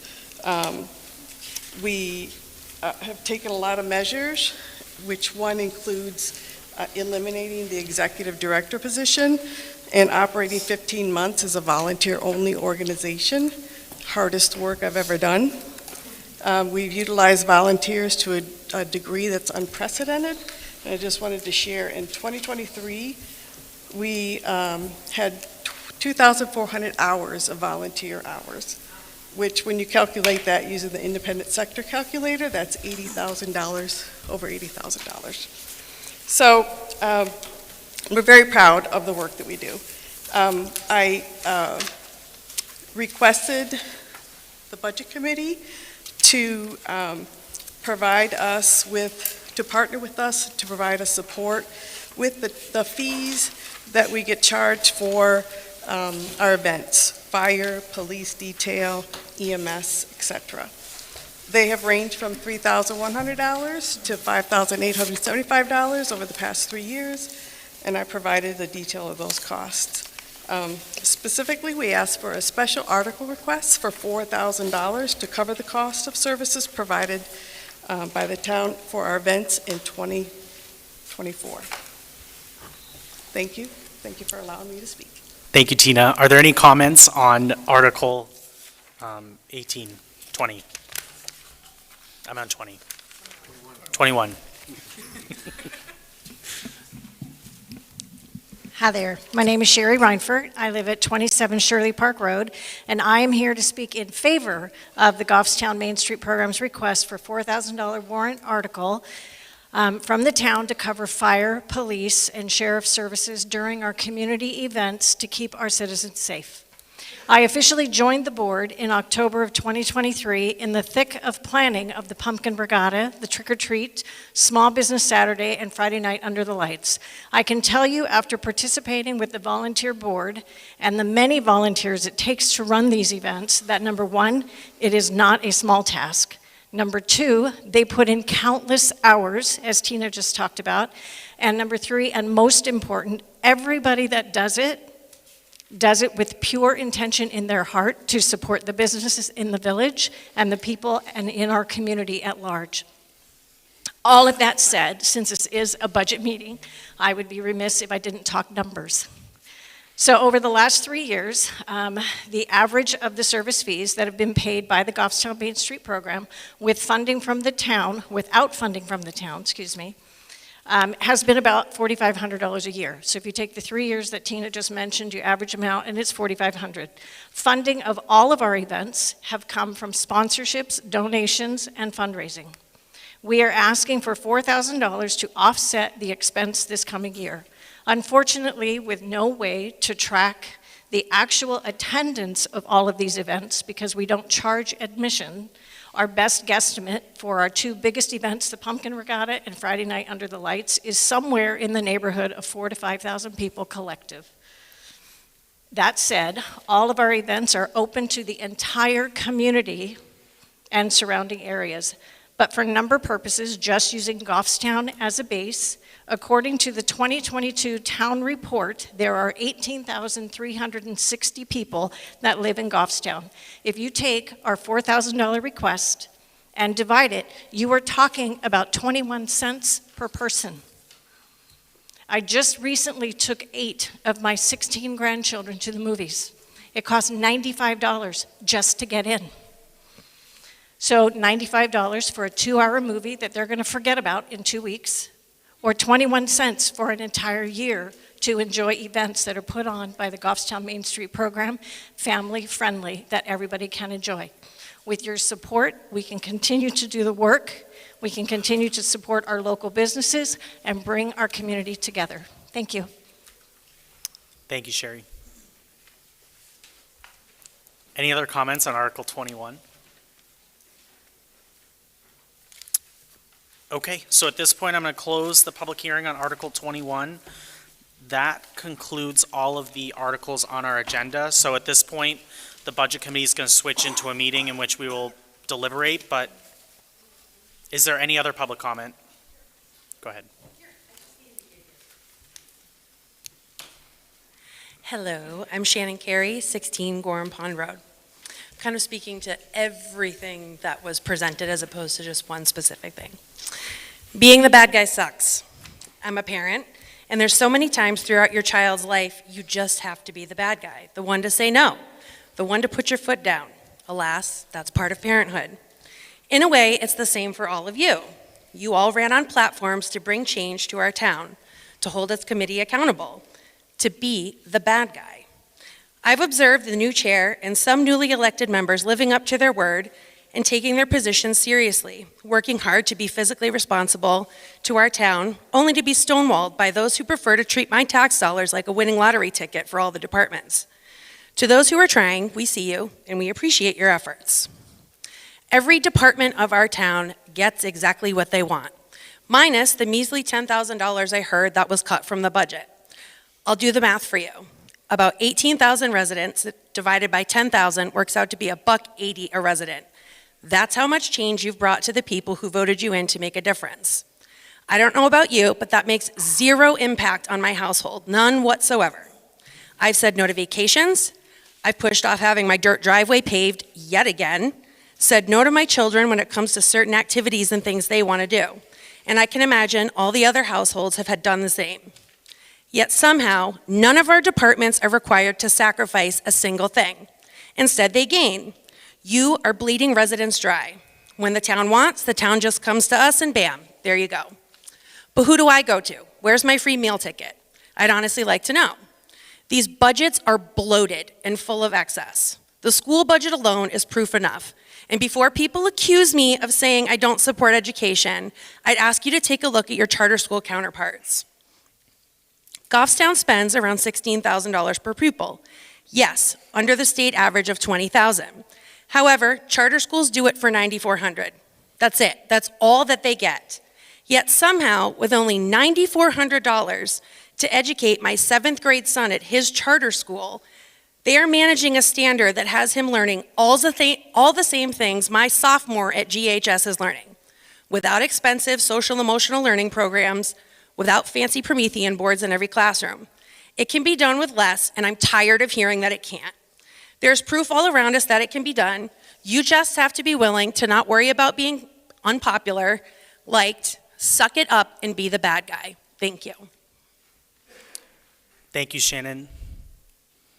Is there any other public comment? Okay, so at this point, I actually am going to close public comment.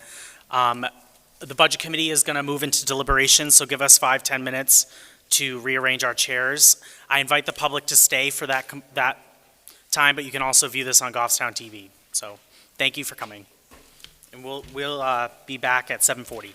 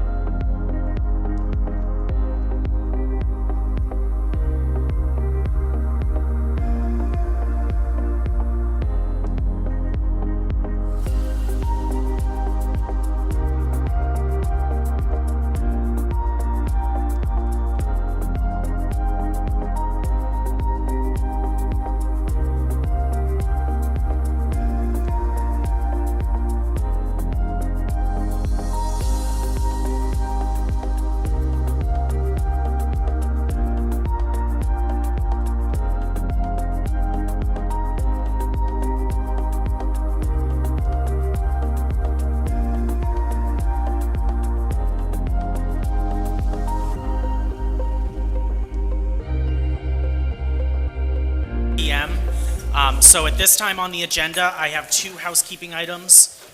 I would like to accept motions for the approval of minutes for the December 5th, 2023 meeting. You should have received these via email a few days ago. They were also posted on the town website. Is there any motion on these? I have a correction, actually, or some things. Okay, Laura? On the December 5th minutes, page 4, about a third of the way down, Samantha Stevens was quoted. That's not what it Do you know if you said it or Samantha, not me. Yeah.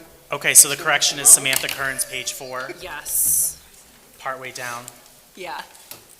Okay, And then I have another one for the 19th. I don't know if you want me to. no, we'll wait for that. Huh?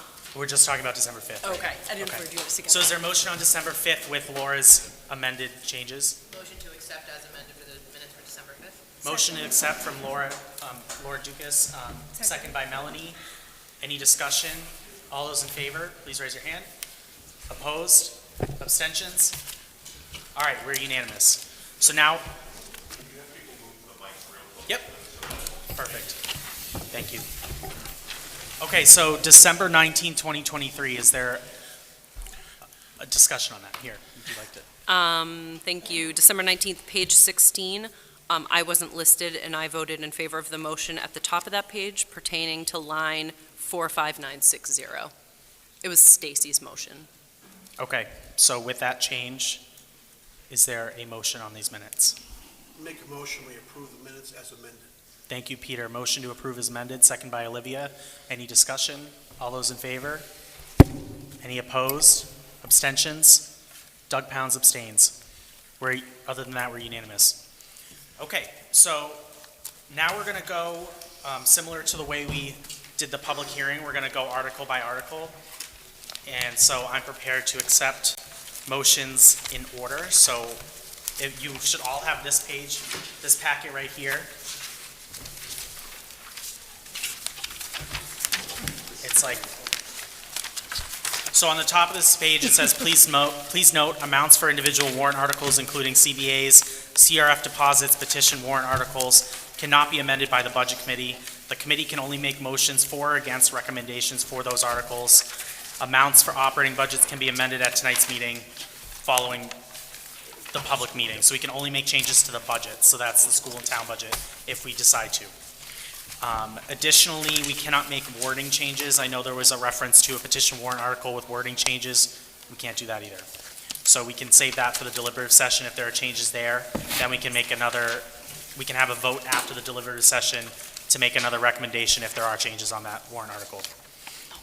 So with that, I will take a motion on the Goffstown Village Water Precinct, Article 2, operating budget. Brian. Thank you, Mr. Chair. I'd like to make a motion to recommend the proposed Goffstown Village Water Precinct budget in an amount of $2,471,403, since it's a self-funded. Okay, so the motion is Brian, second by Peter. Any discussion, Brian? Okay. Seeing none, any more discussion on this article? Okay, all those in favor of Brian's motion to recommend the Goffstown Village Water Precinct in the amount of $2,471,403, raise your hand now. Any opposed? Abstentions? Okay, that's unanimous. There's 1, 2, 3, 4, 5, 6, 7, 8, 9, 10, 11, 12, 13. There are 13 members, so a majority is 7. Okay.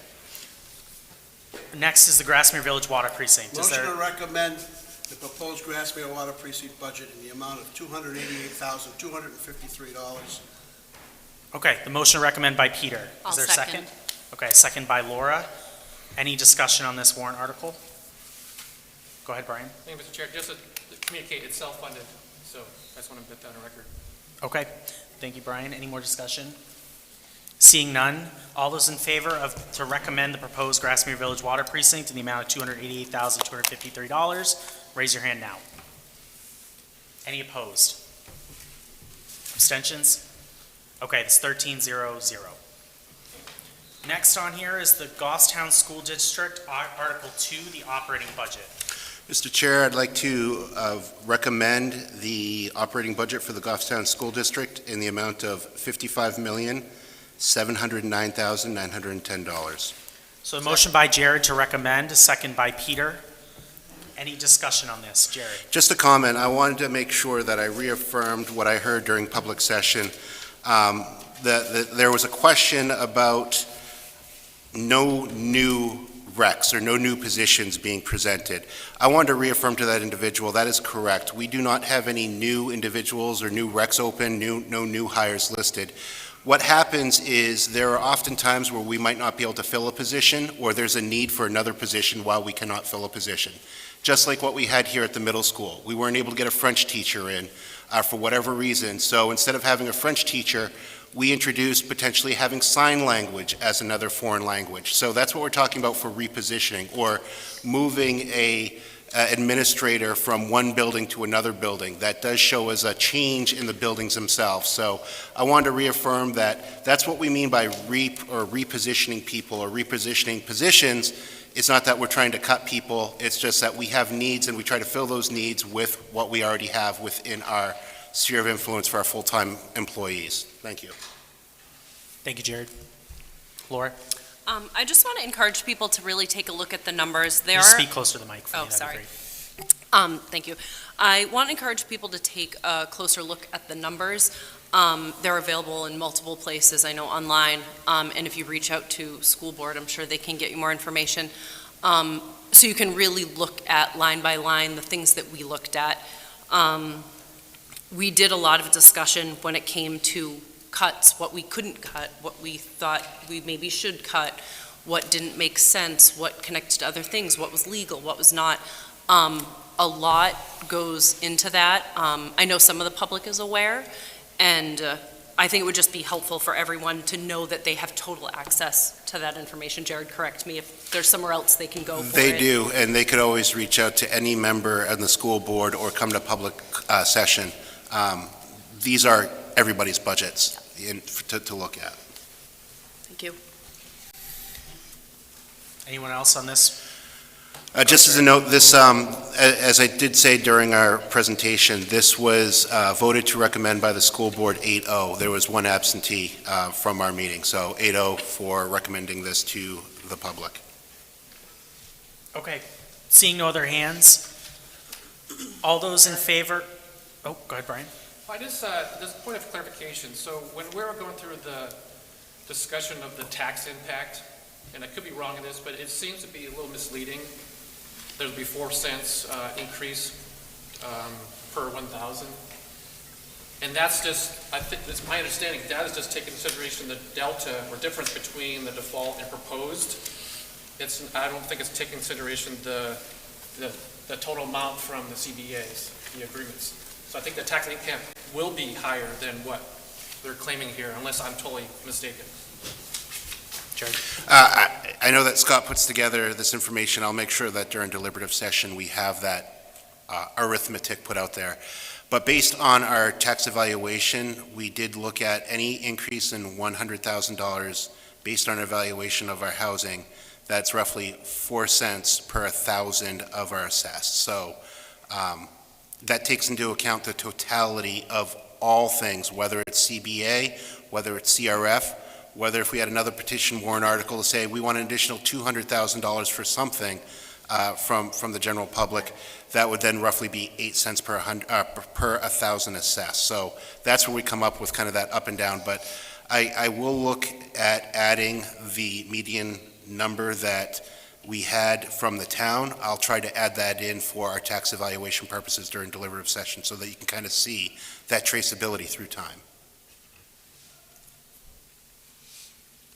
Okay, seeing no other discussion, all those in favor of recommending Article 2, Goffstown School District operating budget in the amount of $55,709,910, please raise your hand now. All those opposed? Okay, Brian Mazur, Doug Pounds opposed. Any abstention? Okay, so the vote is 11 to 2 to 0.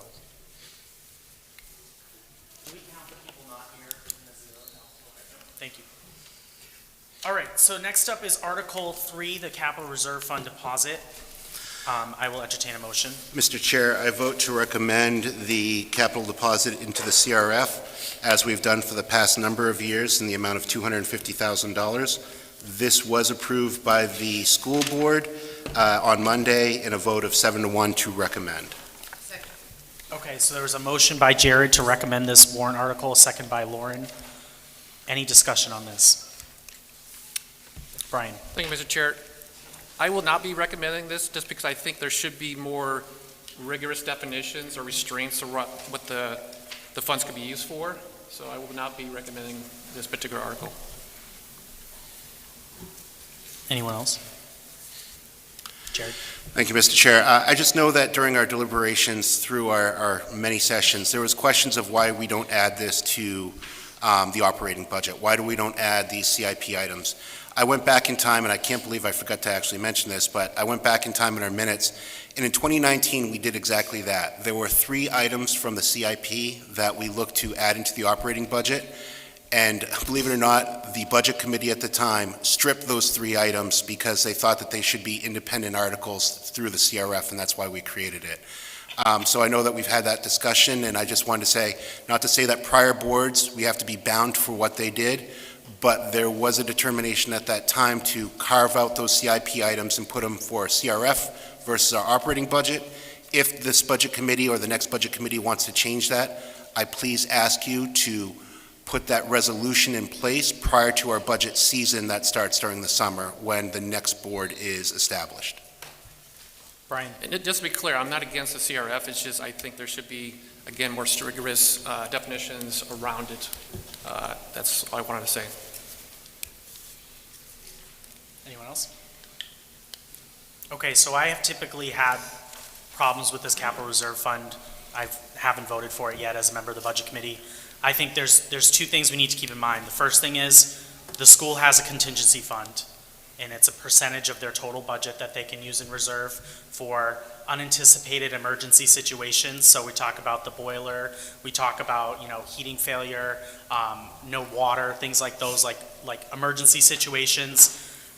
The state legislature recently changed this to not even need the budget committee to approve. And I used to be a member of the budget committee when we did approve things like that came from the contingency fund. So now the school board has the contingency fund, which they are the sole users of, and then the school board has this capital reserve fund in which they're the sole users of. And I guess I see this as a situation where things such as a theater renovation, in my opinion, wasn't something that needed to be done. It was like a wish list item, but not necessarily something that, when I was a member, when this fund was created, I was under the impression that it would be more of a unanticipated sort of replacement of necessary things. And I think that we've kind of moved away from that, so I typically have not supported this and I won't support it today. Just move the question. I got to say it since I'm Joe going to brought let it everybody up. speak, though. Go ahead, Jerry. No, I appreciate the chair's position on this, and I won't take up too much time, Peter, I promise. But it's just important that we still treat that as an emergency item. So when we do have a boiler fail, that's what we would use that quote-unquote contingency fund. Legally, yes, we could use it for other things, but I think that the board, from a policy perspective, doesn't do that. We try to keep it as an emergency fund. And oh, by the way, if there is an emergency failure, you can't just go buy a new boiler right away. Usually you have to close the school, you have other things that are going on. So that's why the CRF and CIP is so important, because you're strategically replacing items that are end of life, and you don't want to have the avoidance, or you want to avoid the failure of that activity occurring while we have classes, and then delay classes from actually occurring. So that's what I'll say, Peter, and I'm done. Okay, Melanie? Thank you, Mr. Chair. If you could humor me for a moment, I would ask Mr. Tabbitt to please explain for the people who are in the room who weren't here during your excellent description of why we don't want to put items like that on the ballot individually, if you remember the Yeah, so discussion. I'll answer that, Mr. Do you Chair. mind repeating the question?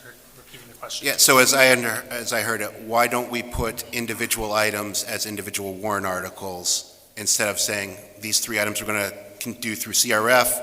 Why don't we put Article 1 as this item on CIP, Article 2 as this item on CIP using the CRF funds?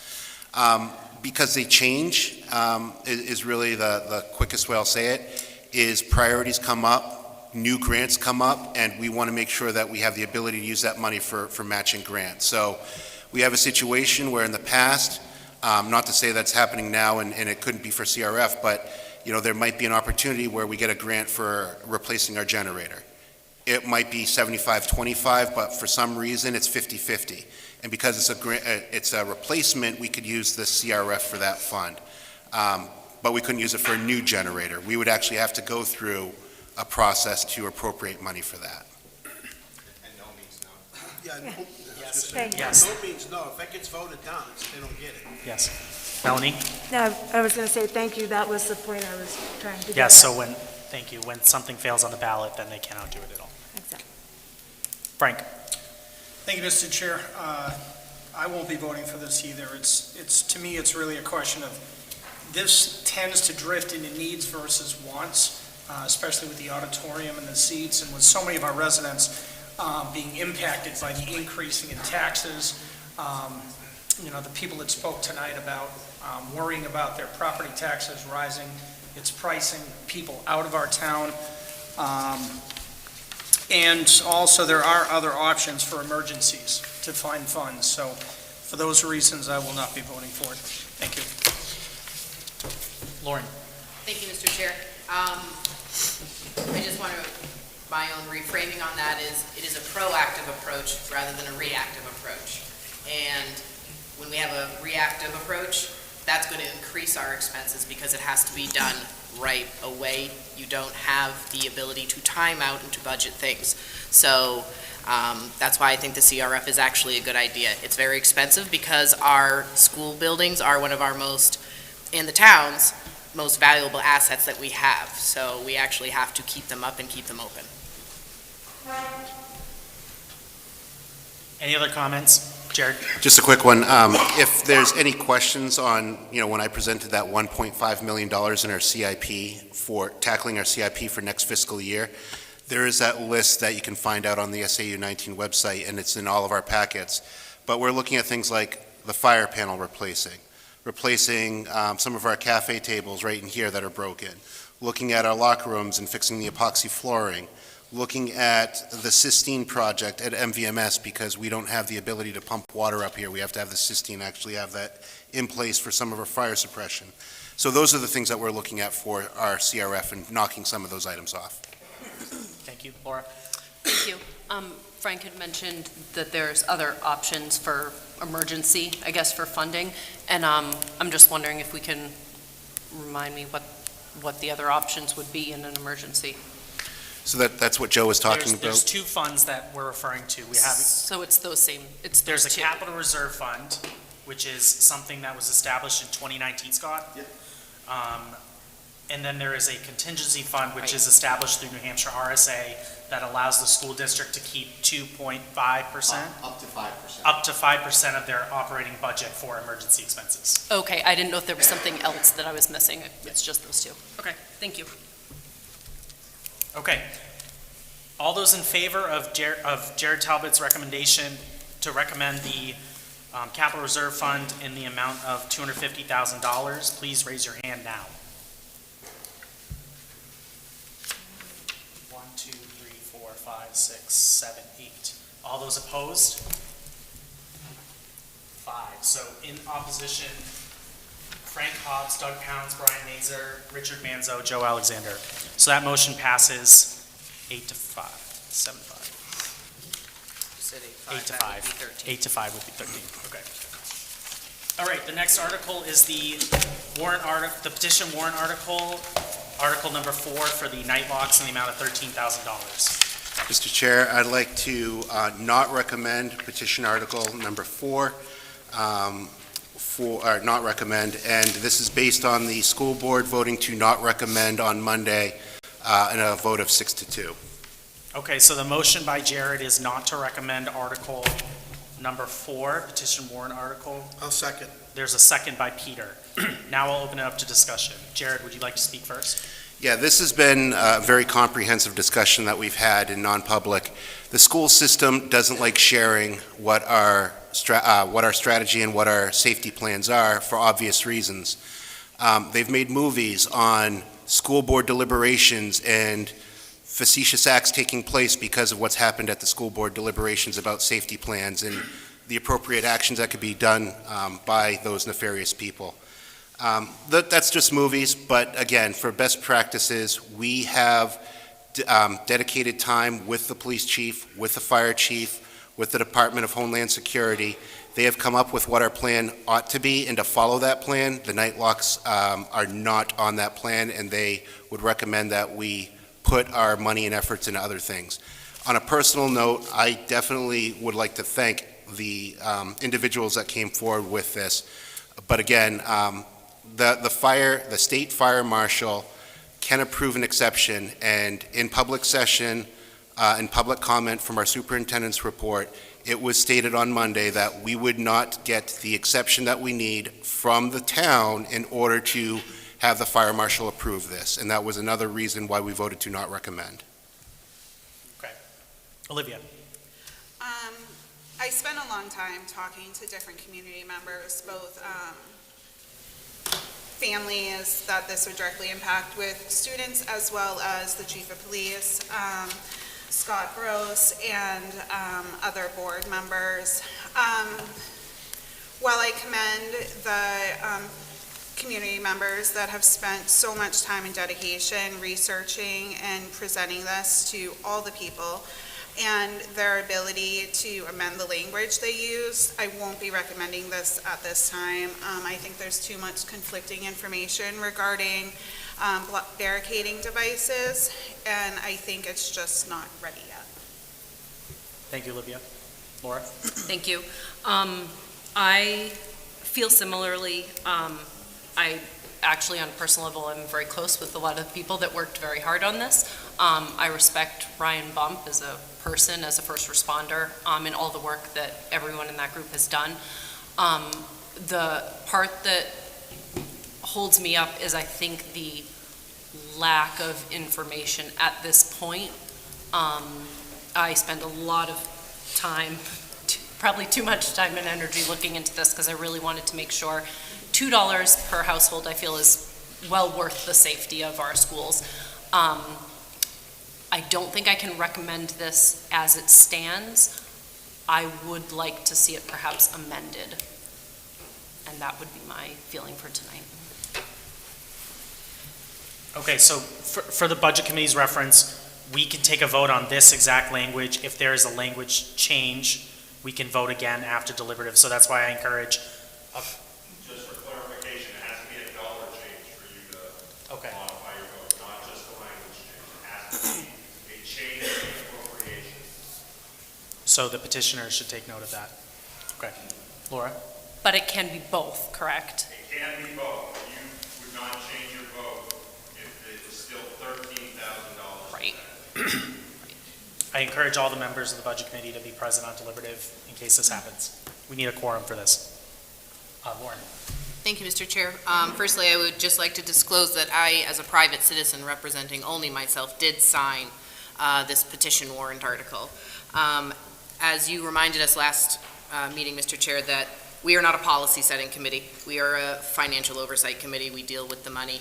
This is a very complex policy situation. It also has to do with it being a petition article. I think it created a lot of operational difficulties when a clearly informed and dedicated group of citizens was trying to collaborate. I see that it created some difficulties. I trust our school board to set that policy. I'm not looking at the policy. I'm not looking at the security through obscurity conversation that is for our town security, or our town safety officials and our school board to set that policy. As looking at this as is this a good return on investment? People are always asking us, have you tried this? Did you think about selling this car? Have you thought about thinking outside the box? I feel that this group actually thought outside the box. Is this a good return on investment? $13,000 and they've secured free installation for it. From a strictly financial standpoint, I think I would like to recommend this because everything else and all those other discussions is really beyond our purview. Laura? I agree with what Lauren says about this. It's true that it got kind of muddy and we looked, but as the Budget Committee, the amount doesn't happen in a vacuum. When, Parks and Rec comes to us with a number, we ask them about it. When other departments come to us with an amount, we question their use of it. I'm not trying to, and I know Lauren's not suggesting that we are, I'm not necessarily trying to in state policy or speak to that, but I don't think I can confidently recommend an amount when there are too many questions right now about the value that it brings. Peter? It appears to me that the school has decided that this particular system doesn't fit in with their security system by their vote of no. So I think this is something we should move on from. They made the decision that this particular device doesn't fit in at this time with their security system. Okay, I'm going to let Frank go and then others that have already spoken. In the Budget Committee, our task or our domain is the money. It's not setting the policy, it's not looking at safety concerns, but Laura's right, it does not happen in a vacuum. So the two things that I typically look at is, will this move the dial of safety? Number one. Number two, is the cost justified? The answer to me on both of these is yes. So in regard to Jared's motion to not recommend, I will not be recommending his not recommendation. Thank you. The motion has to be in the affirmative, so that's why I called on Jared first. Laura. Thank you, Mr. Chair. To speak just to Peter's comment, this is eventually going to go to the voters anyway. The voters are going to be the final word, as they should be. I think it is helpful that the school board and the budget committee votes work in tandem to help the voting public see different aspects. At school, we do not have to vote a certain way because the school board has voted a certain way based on the information that they've received in non-public that we didn't, or as far as a policy procedure. But from our angle of financial, policy, and administration, you have two different recommendations. They do not have to be married. There's a $13,000 bill here, right? Good. No, I want to specifically address to the $13,000 bill. Right, there is a financial thing, I agree with that, but it's only if the $13,000 was spent in goodwill or bad will. If it doesn't fit the system, then you're spending $13,000, or you're allocating $13,000 that doesn't fit in with their system. So you're wasting $13,000. If they're not going to use it, why would you put the $13,000 out there? Why would you vote to spend it? Because from a financial standpoint, it's our obligation to look at the overview and the oversight of it. And that's really for the voting public to decide. And if they don't agree with the way the school board is setting their policy, and this petition warrant article gets tremendous numbers behind it, that's going to inform the way the school board thinks about how they set their policy and the standards that they want to bring to the table. So this is all informative. Okay, Melanie? Hi, thank you, Chair. As usual, Lauren has jumped in and used most of the words I was already going to use. Can you just speak closer to the mic, I think? Sorry, is it the mask? Yeah. Probably. No comment. Okay. I know a tremendous amount of work that went into this petition. And with full disclosure, I have been part of discussion and may have even signed, if not the petition, some other information about it. So just full disclosure. But I agree with Lauren that this is on a financial-only basis. This is a good value for the town. But my caveat is, this is not just, we're making a recommendation. The voters will vote on it. They will have the final say. But even further than that, none of this could be done if it doesn't satisfy the requirements and what the police and the fire department and the inspectors say would work. So we're making that judgment that we shouldn't vote for it or should vote for it based on information that we can't even get until it goes to the voters. So I will be recommending, did I say that right, based on your? You'll be voting no on the motion. I'll be voting no on your motion to not recommend. Perfect. Thank you. And I will be doing that so that it gets a chance to go through that process, and it may never come to fruition. But let's have the voters have a say in that. So, thank you. Thank you, Melanie. Doug? Yeah, just want to make sure I understand, Jared, that, so this could get approved, and you can decide not to use it and just not, and it will just, right? Is that how I understand? Me as an individual, I like to have a lot of power. As a school board, they can decide not to implement it, right? So in other words, if it gets approved, it doesn't necessarily mean that you have to implement it. Is that correct? Any petition warrant article, and Peter will correct me if I'm wrong because this happened to the town, if this passed, the authoritative body, the school board would not necessarily have to execute the warrant if it passed. Okay. That's just a matter of statute, to answer your question. Yeah, thank you. Based on your recommendation, I'm not going to recommend it. Olivia? I just wanted to clarify, I was not trying to make policy, but saying that since I am not an expert on barricading devices, I spoke to people whose expertise I would value. So I just wanted to go on record for that. Can you move the question? Is there anybody else that wishes to speak? So I will say, just to put into context, the state legislature has given Goffstown over $550,000 for school safety, and they've used that for key devices to enter the buildings, cameras, things like that, without going into too much detail. And I don't think at this time it's needed. I'm willing to trust the people that are the experts and trust the first responders in this situation, so I'll be voting with Jared. So with that, Voting with the school board, not Jared. I'm voting with the school board. It's Jared's motion. I'm voting with Jared's motion. I'm moving the question. All right. All those in favor of Jared's motion to not recommend petition warrant article number 4 in the amount of $13,000, please raise your hand now. Okay, 1, 2, 3, 4, 5, 6, 7, 8. Hold on one second, Mr. Chair. Can everybody keep their hands up, please? Okay, so we have. Here. Chair.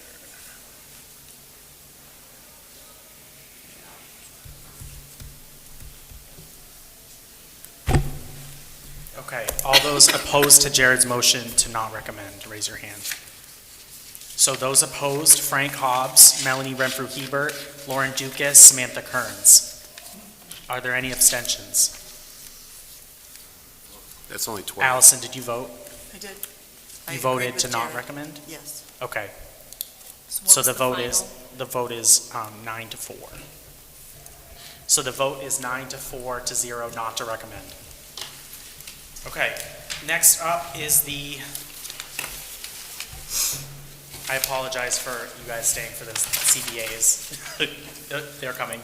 So the next up is the operating budget, Article 12, in the amount of $29,300,126. Motion to recommend the town of Goffstown operating budget in the amount of $29,300,126. Motion by Peter to recommend, Second.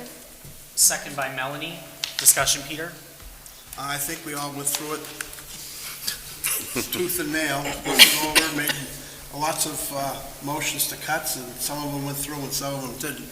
So I think we've done our due diligence on the operating budget for the town. Okay. Melanie? Laura?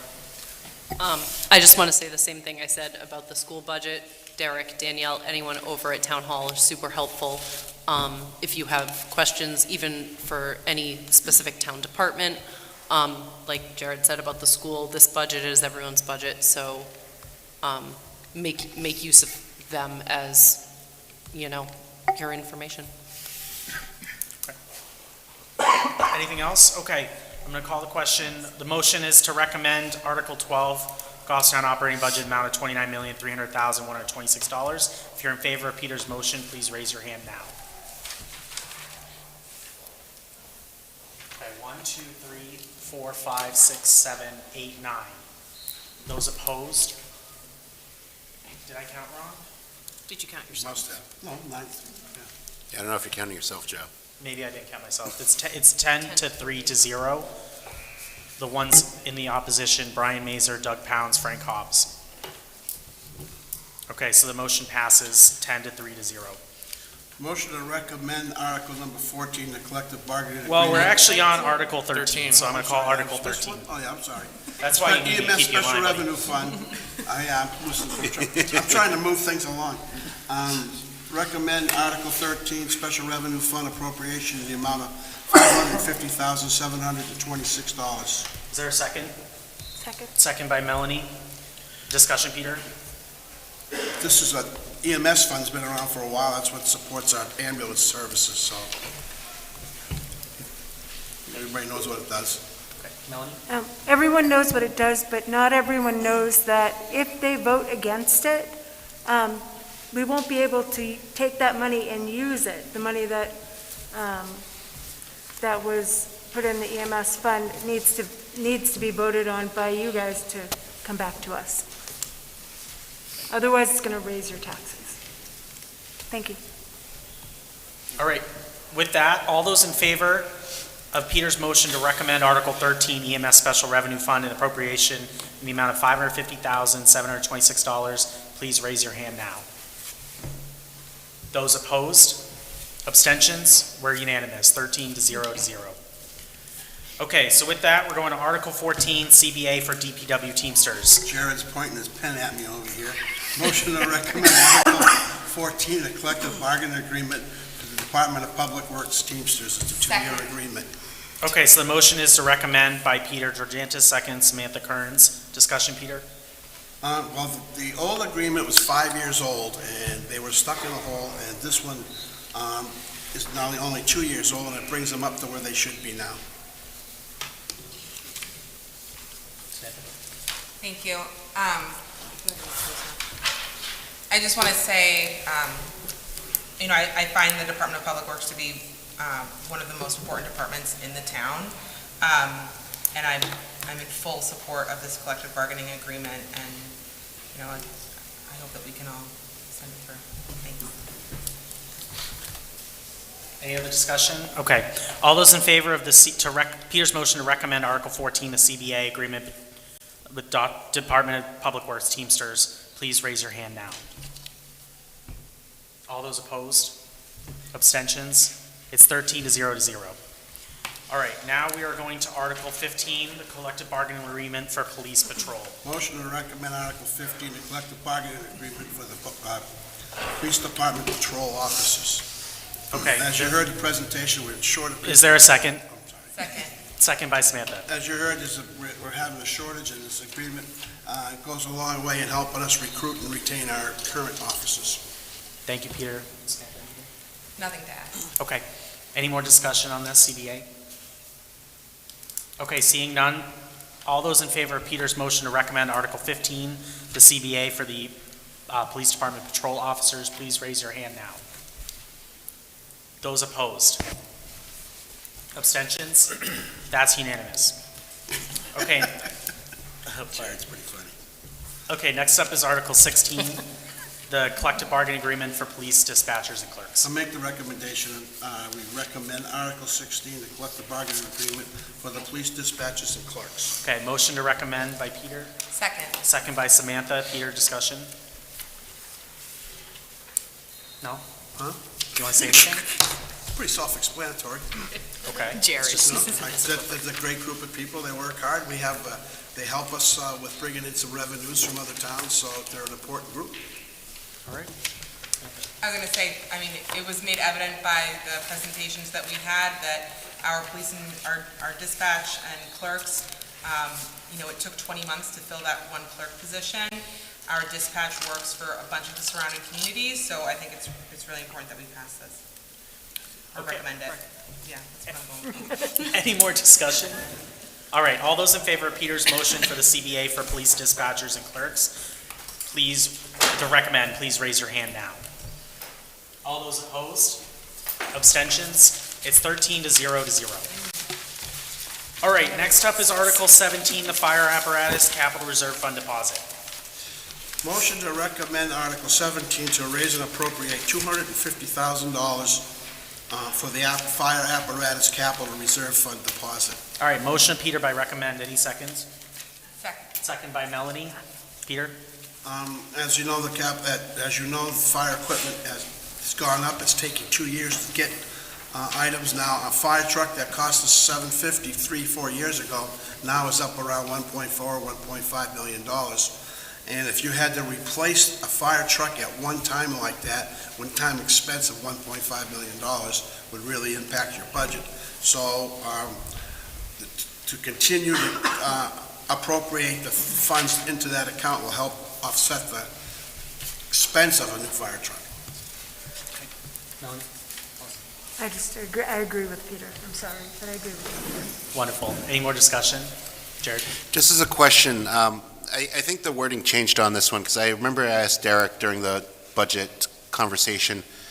What's the funding mechanism for this? Is this through unassigned fund balance, or is this raised through taxation? At this time, it's through taxation. It's raised through taxation is the way that warrant will be. It Okay. used to be under the cap, but that fund has gotten a little bit too low, so instead of hitting it, we're just going to do it through taxation at this time. Thank you. Okay, any more discussion? Seeing none, Brian. Mr. Chair, thank you. Yes. I wasn't going to speak on this, but I'll speak on it. I will not be recommending this warrant article simply because the amount of calls that we get as a community is like 3% for fire. And I think this is another way we can hopefully save the citizens of this community some additional monies. Just because, again, the calls, there's mostly EMS related, not fire related. Thank you, Brian. Melanie? Thank you, Mr. Chair. I don't think that I could actually overstate this at all. The need for our community to keep our equipment up to date for emergency response. The way that we have been putting money aside to get the equipment is a good model for our town, and it's worked well. And so I will be recommending this to keep our fire departments and our fire trucks on the road where they can help us when we need it. Thank you. Laura? Thank you. I have to say, that percent that Brian mentioned, 3 or around 3, is one that stuck in my head since we, toured the fire department. My concern, though, is that if we don't kind of keep adding to this, that there will come, it only takes one disaster, and you're down a truck, or you need something, and then asking for, like Peter said, a huge chunk is what's gonna, the community's really gonna feel it. So I think despite that 3%, it's important to be prepared in this way. Oh, sorry, Richard. I'm looking away. Thank you, Mr. Chair. When I look at this article, I see a relatively well-thought-out replacement schedule for a very important insurance policy that protects our town, it protects our tax base, and most importantly, when considering the financial impact to the tax rate of houses burning down, simply the financial impact here alone should be enough to convince anyone to vote in favor of this article, not to mention the moral necessity of maintaining a healthy fire department. Thank you. Olivia? I think so often our departments are saying that they're doing more with less, and I don't think that's a sustainable method to run a town on. Eventually, you just get less for less, and right now, we're understaffed in multiple departments, and having apparatus stuff not in working order would be devastating. Okay, not seeing any more discussion. All those in favor of Peter's motion to recommend Article 17 and to raise and appropriate $250,000 for the fire apparatus capital reserve fund deposit, please raise your hand now. All those opposed? Okay, so Brian Mazer, Doug Pounds opposed. The motion passes 11-2 to 0. Next up is the Public Library Capital Reserve Fund deposit. Motion to recommend Article 18 to raise and appropriate $200,000 for the establishment of a Goffstown Public Library Capital Reserve Fund deposit. Second. Motion by Peter to recommend, second by Olivia. Peter? As we all, can I speak to my motion? As we all know, that library is old. It's an old building, and it definitely needs some work. And the library and library trustees came up with this $200,000 capital reserve fund, and that also could be used if some grants became available. You would have some matching monies for it. And it's also managed by not just the library trustees, but also in conjunction with the select board. The select board made that change, correct? Pardon me? Did you make that change I made to the that warrant change. article? Yeah, I asked for that. The select board did, okay. Any other discussion on this? Go ahead, Jerry. Sorry, Peter, just because this was new and I didn't look at the language. So who is the authorizing body for the capital reserve fund? Is it just the library committee, or this would go to the library committee and then go to the select board to be approved? In conjunction with. So it'd have to approve both boards? Both boards. Okay, thank you. Frank? Thank you, Mr. Chair. Just a question. I know when we were at the library, one of the primary concerns were the windows. Does this, I'm doing this from memory, does that 200,000 anticipate using a portion of that for the windows? Well, from my recollection from the Budget Committee meeting, we raised the library maintenance line by $50,000, so hopefully the trustees and the director will use that $50,000 to replace the windows next year. Okay, so this is in addition? This is in addition to that. Okay. Yep. Melanie? Thank you, Mr. Chair. I will be recommending this CRF for the library, and the reason why is because ultimately it could save the town money. Without funds available for matching funds for grants, which the library is constantly on the lookout for ways to get matching grants, without that money, they're unable to do that and take advantage of other funds that would be available, which would ultimately save us money. Thank you. Lauren? Thank you, Mr. Chair. As I recall from the library's presentation, they heard the voters loud and clear last time that the library would not be replaced, and the library is a public building. We need to maintain it, and as I recall, the Board of Trustees had for several years been putting off projects in the hope that they would be renovating and expanding. The voters had said no. They have heard that. It's a town building that we need to maintain. It's going to need windows. It's 113, I forget. It's on the historical registry. It needs to be maintained, and there's a very limited amount of contractors in the state that can do the work. They are going to need access to funds to keep this building running keep it maintained for the whole town. So I'll be voting to recommend the establishment of the CRF. Laura? I just have a comment that in this case, and you kind of touched on it, any renovation to the library is trickier and tends to be more expensive because of the historical status. So it's not, I just want to point that out. So it's not like you can just get anyone to do anything. So that's just kind of the tough part as the board who has to figure that.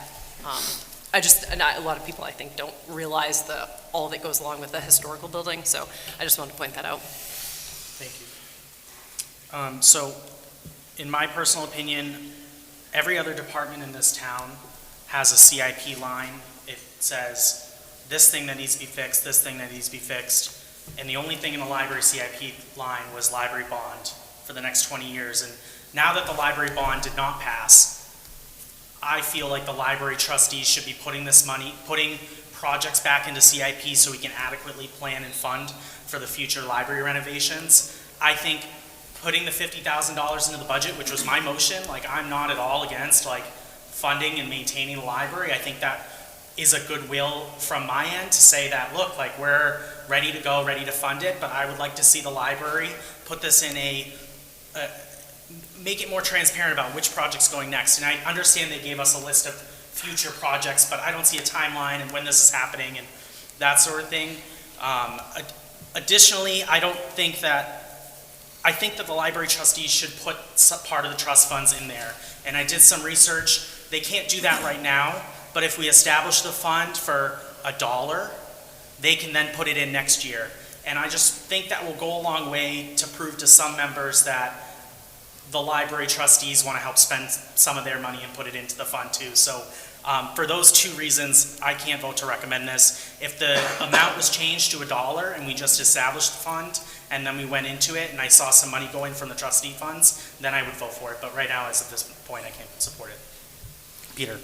You can do that when we go to deliberative session. We if can you do that, wanted to yes. do that, right. We can, But- I but won't be, Let me just. as chair of the budget committee, I won't be doing any of that because I'm going to take the position of budget, but. What you said is, they should put $1 in so they could put money. So obviously, there's some kind of a need if you think the fund needs to be established.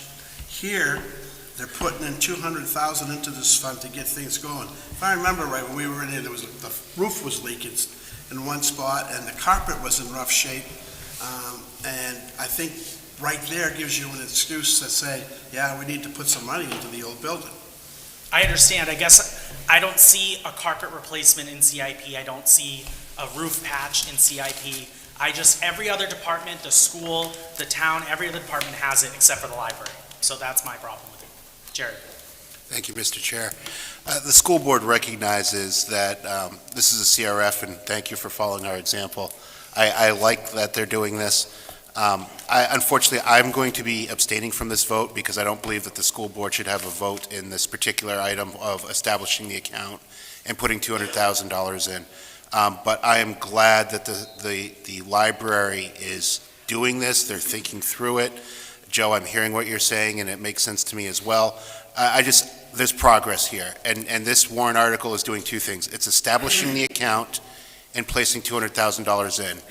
Whatever you think, I think that the account definitely needs to be established, in my personal, humble opinion. But I will be abstaining from this from a school board perspective.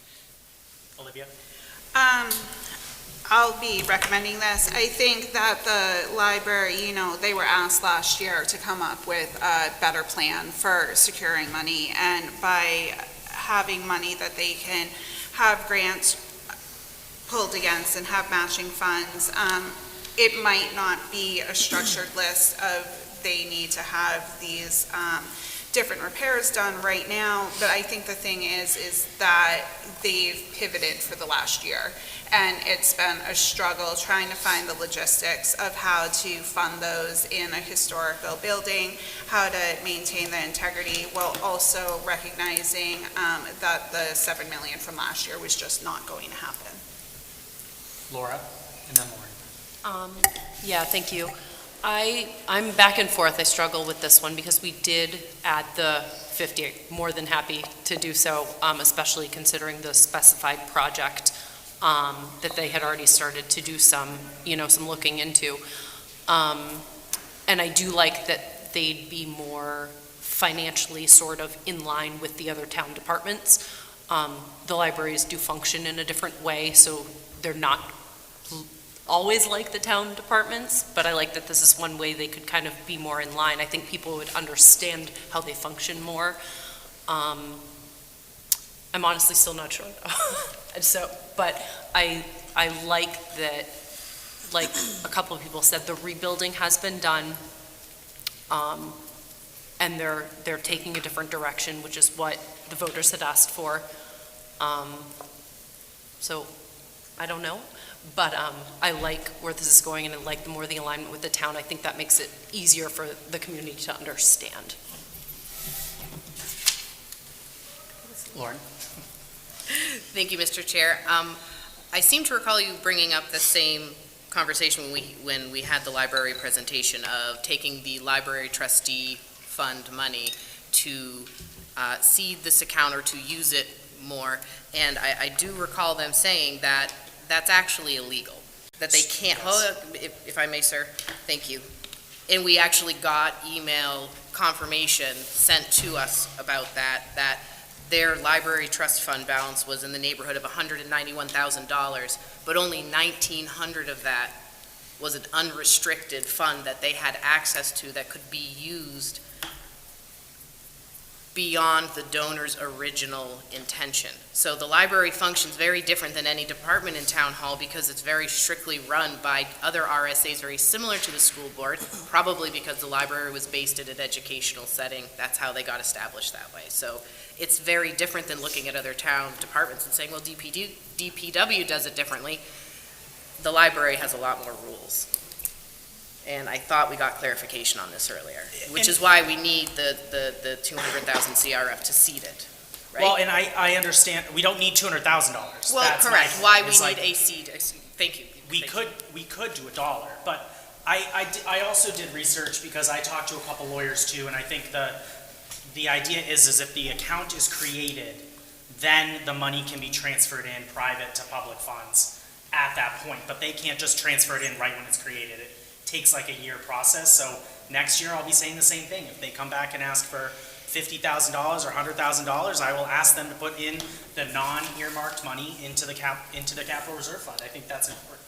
I understand. We were told by our town officials, though, that that wasn't possible, and now we're being asked to consider information on a hearsay basis from you. I think I'm pretty reputable. Laura? Thank sorry, you. Richard had something. Oh, sorry. Thank you, Mr. Chair. I'm going to vote to recommend this article, and I just want to explain the contrast between this and my vote against the school CRF. My continuing opposition to the school CRF is based solely upon the fact that the school board are the sole agents of that fund.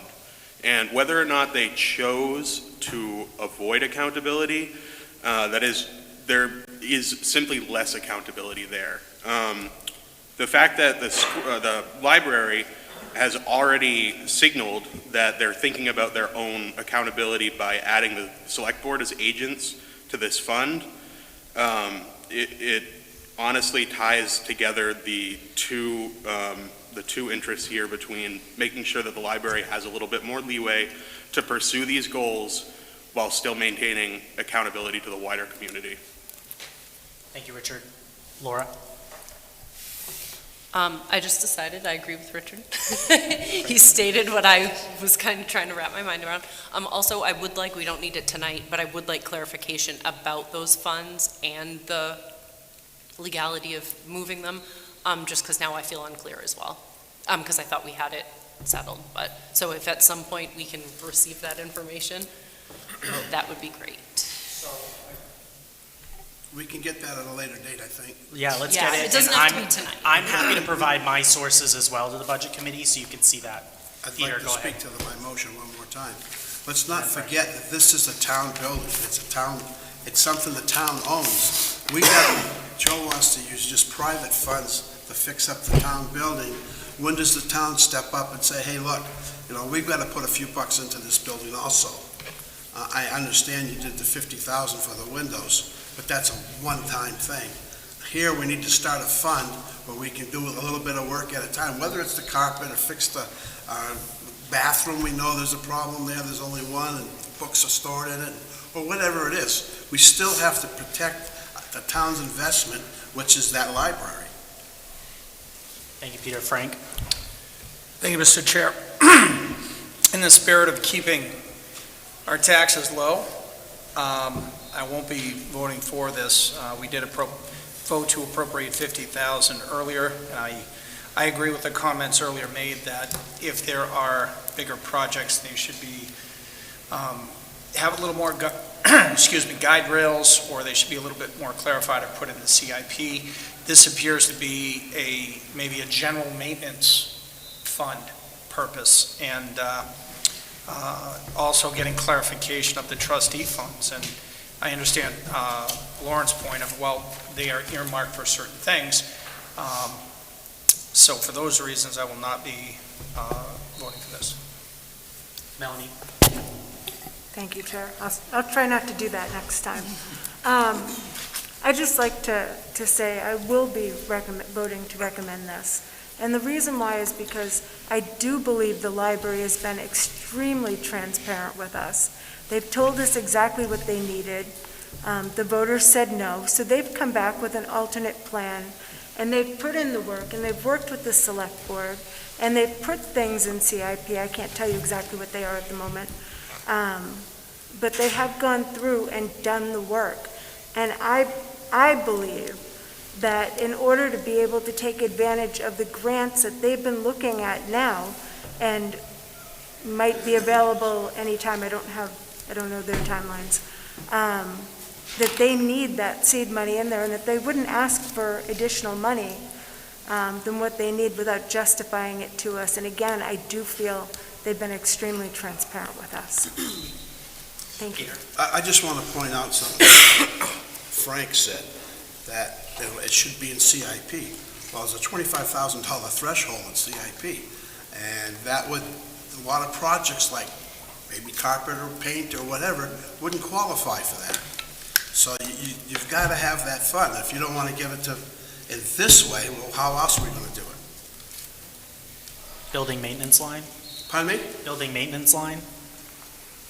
That's, if it That's where we falls put the under building windows. maintenance, so Yeah. what you would rather see them is say, we're gonna put $200,000 in the building maintenance line, and we're gonna do, we may do painting, we may do carpet, we may do whatever. What you're looking for is a specific thing to be done, and you can't always do that in an old building like that. You know, $200,000 is not a lot of money compared to the 7.8 million they wanted last year, and I think we ought to, they've done a little bit to move their way. I think it's time we start working with them, Okay, thank you, Peter. and then we can move the question. I motion to move the question. Let's not go through that. Is anybody else going to speak? Okay, to save time, all those in favor of Peter's motion to recommend Article 18, $200,000 for the Library Capital Reserve Fund, please raise your hand now.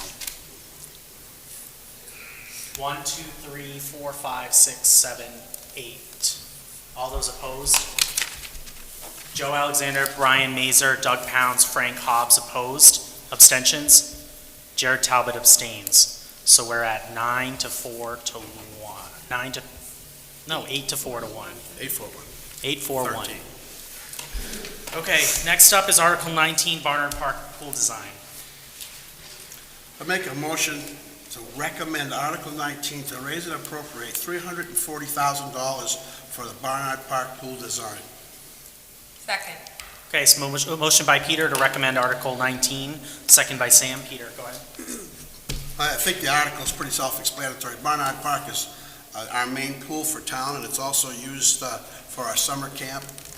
And there's senior swim, and the pool's used a lot during the summer. It's used by a lot of residents. So the $340,000 is to get the design. Now, the feeling is if this article goes through and it passes, well, that gives us an idea that the citizens of Goffstown are interested in reviving Barnard Park. If it was to fail, well, then we would probably say we wouldn't go ahead with the pool project. It's kind of something out in the breeze, you know what I'm saying? Okay. Mr. Chair, just a quick question. Who was the second on the motion? Me. Samantha. Thank you. Thank you. Just to echo what Peter just said, I think that this article works as an excellent litmus test to see if the rest of the community is interested in the larger renovation of the pool. And I believe that also, just to echo what Peter said again, this pool desperately needs to be repaired, to become more accessible, and the lifeguard house and the changing rooms. So I'll be voting in favor. Melanie? Thank you, Mr. Chair. I see that Rick is here today, and he did an excellent job with one sentence convincing me that we need to at least move forward in some fashion with the pool question. And that sentence was, well, if it starts this year, if the pump starts and nothing breaks, then I guess we'll have swim. Yeah. Very eloquently said, by the way. And it is a valuable resource to the community. It is used by multiple programs, multiple residents for different things. We've seen some of the ideas for the new design wish list, if you will, and I think it would be an exciting addition to our town. But again, I like the idea of going forward with the design process and using it as a litmus test. Thank you. So I also think that Barnard Park is a valuable asset in our community. I guess what my issue is that we want to do a litmus test by spending $340,000 when we really didn't do any sort of like public outreach surveys, any questions. Like, I'm sure the Parks and Rec director and the committee did a great job, but there was no sort of like townwide survey or anything that really we could see without spending $340,000 to figure out if we want the pool or not. So I feel like there could have been more done in that way towards reaching out to the public and asking them what their opinion is. Maybe there's other options, maybe, I mean, pickleball is like, my parents live near pickleball, and there's like, there all the time, like, there's people there all the time. I guess like, there's other things that could be done with that space, so I would like to see more of that, like asking the community before I would support something like this. But I also do appreciate that the Parks and Rec, what's the board called? Committee. Pledge their trustee money towards this project. That goes a long way in this, so go ahead, Peter. Well, Joe, they already have pickleball there. We've got our walkthrough, they were playing. They have pickleball courts, and there's talk maybe even expanding that in the future, okay? The pool has been in this town as long as I can remember, and I moved here. How long? 1971. 71, and that's used a lot. And I think to try to take that away from the citizens of Goffstown would be committing suicide. I don't think I'm... And it's not a litmus test. Somebody used litmus test. This is $340,000 to do the design. And if the people in the town to say, yeah, we want to do the design for $340,000, that tells you they want the pool. I'm not sure what kind of a survey you want to go out and look for. Okay. Laura, then Brian. Oh, thank you, Brian. I guess maybe I'm the bad guy on this one then. People who know me know I love a pool more than just about anything. I respect Parks and Rec. But it's like, what, 2 months out of the year? I think this is a lot of money. I know it needs to be fixed up. I don't know if now's, and again, there's never a good time for any of this because money is money no matter when you're spending it. I just don't know if I can support this one right now if you think about the amount of time and people that really do use it over the course of 365 days a year. I don't like saying that, but I think this is maybe one thing that is a want versus a need, in my opinion. Brian. Thank you, Mr. Chair. I'm wrestling with this one because it's kind of like the what-if factor, and I'm not clairvoyant. I think none of us are clairvoyant. So say, for instance, this does pass, and we do design, and the project comes back, it's going to cost $4 million, that's on the CIP, to fix a pool, goes to ballot, that can fail. So that money we just spent as citizens, to me, it's like I'm wrestling with it. So it's a lot of money to build a design for something that potentially in the future may not pass.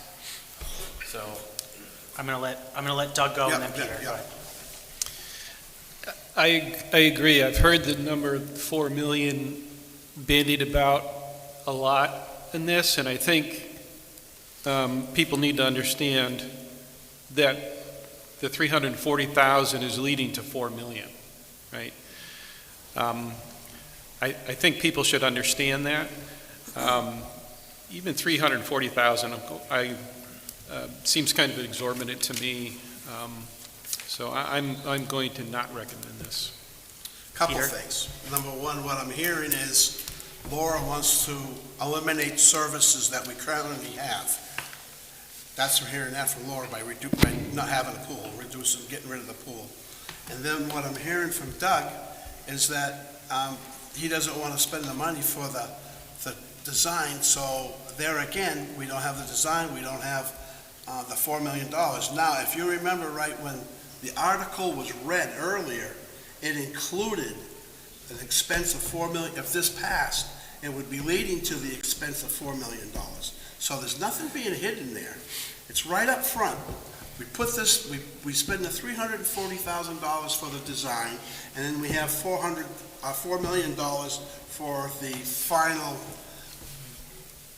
piece, which then is offset by hopefully the grant of $500,000 and, as Joe said, the monies from the Parks and Rec Fund. So I mean, everybody's pulling it together, and I guess as we go forward, and I hear people from, we got to cut our taxes. Well, I guess one of the things you could do to cut your taxes is let's get rid of the pool. That's the first thing is services. We cut our services, we'll cut recreation, and then what? I mean, just like we cut football, we cut basketball. I mean, as we go forward, we want to go backwards or we want to go forwards? And maintaining that pool is well used in this town, it's well received. Laura, then Melanie, then Sam. Thank you. I hear you, Peter, 100%. The problem comes with the community's asking us, cut our taxes, everything's too high, we're spending too much money, everyone gets everything they want, we need to cut something where, all this stuff. And the only way to do that is to cut services. There is no way, I don't want to do that. I don't want to cut services, but there's no way to lower taxes without cutting them. I'm personally on this committee trying to be prudent in where and trying to make the smartest decision that affects the least amount of people in a negative way. But like Olivia said earlier, you can't continue to do more with less. Eventually it's less with less. And if people keep saying, we don't want to pay for it, well then you're not going to get services. And that's unfortunate. And I don't think anyone wants that. But that is the ramification of lowering taxes.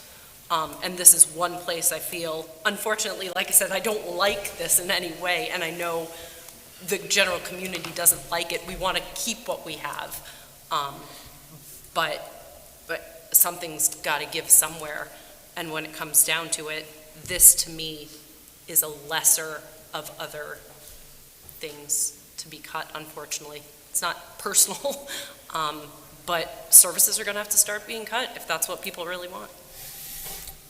Melanie? Mine is a little bit of an observation and maybe a question that I don't have the answer to. And that is, the pool is not going to function without extensive repair or replacement. I don't even think repair was an option. It had to be replacement. And I'm really don't like sunk cost bias, keep throwing money into the same thing and hoping it'll work better next time. So I don't know, my question is, there's got to be a cost associated if it fails, and there's got to be a cost associated with safety and security of a pool when that happens too. There's going to be cost either way. I don't have the answers to those questions, but I'll seek them out. I think there might be somebody here who knows that. And I'll try to do my part to get those answers, but I think we need to think about what happens if we don't do it. Thank you. Sam? I just wanted to speak to a point that Brian had made about like how we're trying to predict the future. And if I remember correctly, when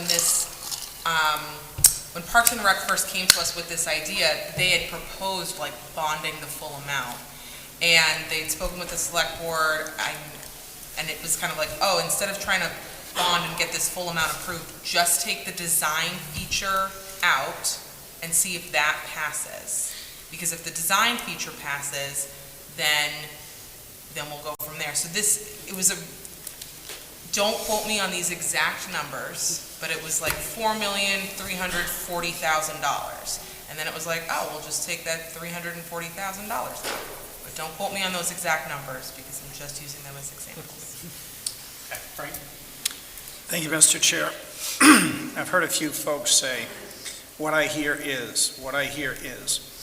Well, what I hear, there are a lot of our Goffstown residents, a lot of seniors in particular, that are thinking about moving and leaving because their tax bills are too high. They've lived in the town for 20, 30, 40 years sometimes, and they can't afford their taxes. We've been elected, and I've talked to many of my constituents, and I love the pool. Our director, Rick Willeming, does a fantastic job, and what he's done so far to duct tape, tie wire, and bubble gum this pool together is nothing short of amazing. But this is a choice. We have a choice, and that's what we're talking about, is are we looking at restraining in the tax rate? Or is this a need or a want? I would love to have the pool done, but we're also taking a $340,000 gamble. that a $4 million bond will get approved. What happens if it doesn't? What happens if the voters say, listen, I know we let the 340K go through, but we really don't want to balloon our taxes that much. So for that, those reasons, I would like to vote for this, but my constituents have told me, and I would hear this very loud and clear, because this is, anyway, I won't be voting for this. Thank you. Okay, anybody else? Peter, go ahead. I would ask Brian how the master plan, because he's on the planning board, how the master plan treats that facility How do we treat it? in the master plan. We haven't had much conversation around that, to be honest with you. But I think if you checked in the master plan, they list that as one of the assets for the town of Goffstown. Okay. Frank's easy, doesn't worry about those older people who've been going to that pool for years and they don't have it. Now, you raise their taxes and they're taking their pool away. That's okay. There's so many things wrong with not maintaining our facilities. We start letting things go, other things are going to go. We're already talking about making some adjustments at Roy Park, where we could probably save some money there too. I mean, so it's important not to lose our facilities. Some of us live on lakes, and some of us don't live on lakes. I mean, it's just not, that pool is so important it's important for the campers, and the camp in the summer, that all those kids that go there, I think, I don't know, it's 10 weeks, hey, was it 10 weeks, Rick? 10 weeks. It's a 10-week camp that's used all summer long, and we actually generate a little bit of revenue from it, but those people plan on that. That's their deal. That's their summer camp. And to take it away and say, or don't dare spend $340,000 because it may or may not get done, we don't know for sure. I think once you get out there and you explain to people what you're doing, and like we've done in the past, they're going to have to do it in a few years when they go to a school. I mean, you take that chance. And I disagree with you, Frank. I think you talk about those older folks that are complaining about their taxes going high, and then you start taking facilities, things away from them, it gets worse. I'm done. Thank you. Laura? I'm out of water. I can't talk. Thanks, Joe. I think, because everyone's making really good points, I think we have to keep in mind the big picture, which is, and I don't want to just repeat myself. So lately I'm going to make a dumb example. You go to the outlets. Half the stores are open, half the stores are not. It's because they don't have the staff. If you don't have the staff, you can't work at full capacity. If you don't have the money, you can't run at full capacity. If the community doesn't want to spend the money, and we hear so much of it all the time in every avenue, in every way, if the community doesn't want to spend the money, they're going to have to relent to the fact that the stores aren't going to be open all the time. The pool's not going to be what we would wish it would be. This is the give and take when you don't want high taxes, you don't want your taxes to go up.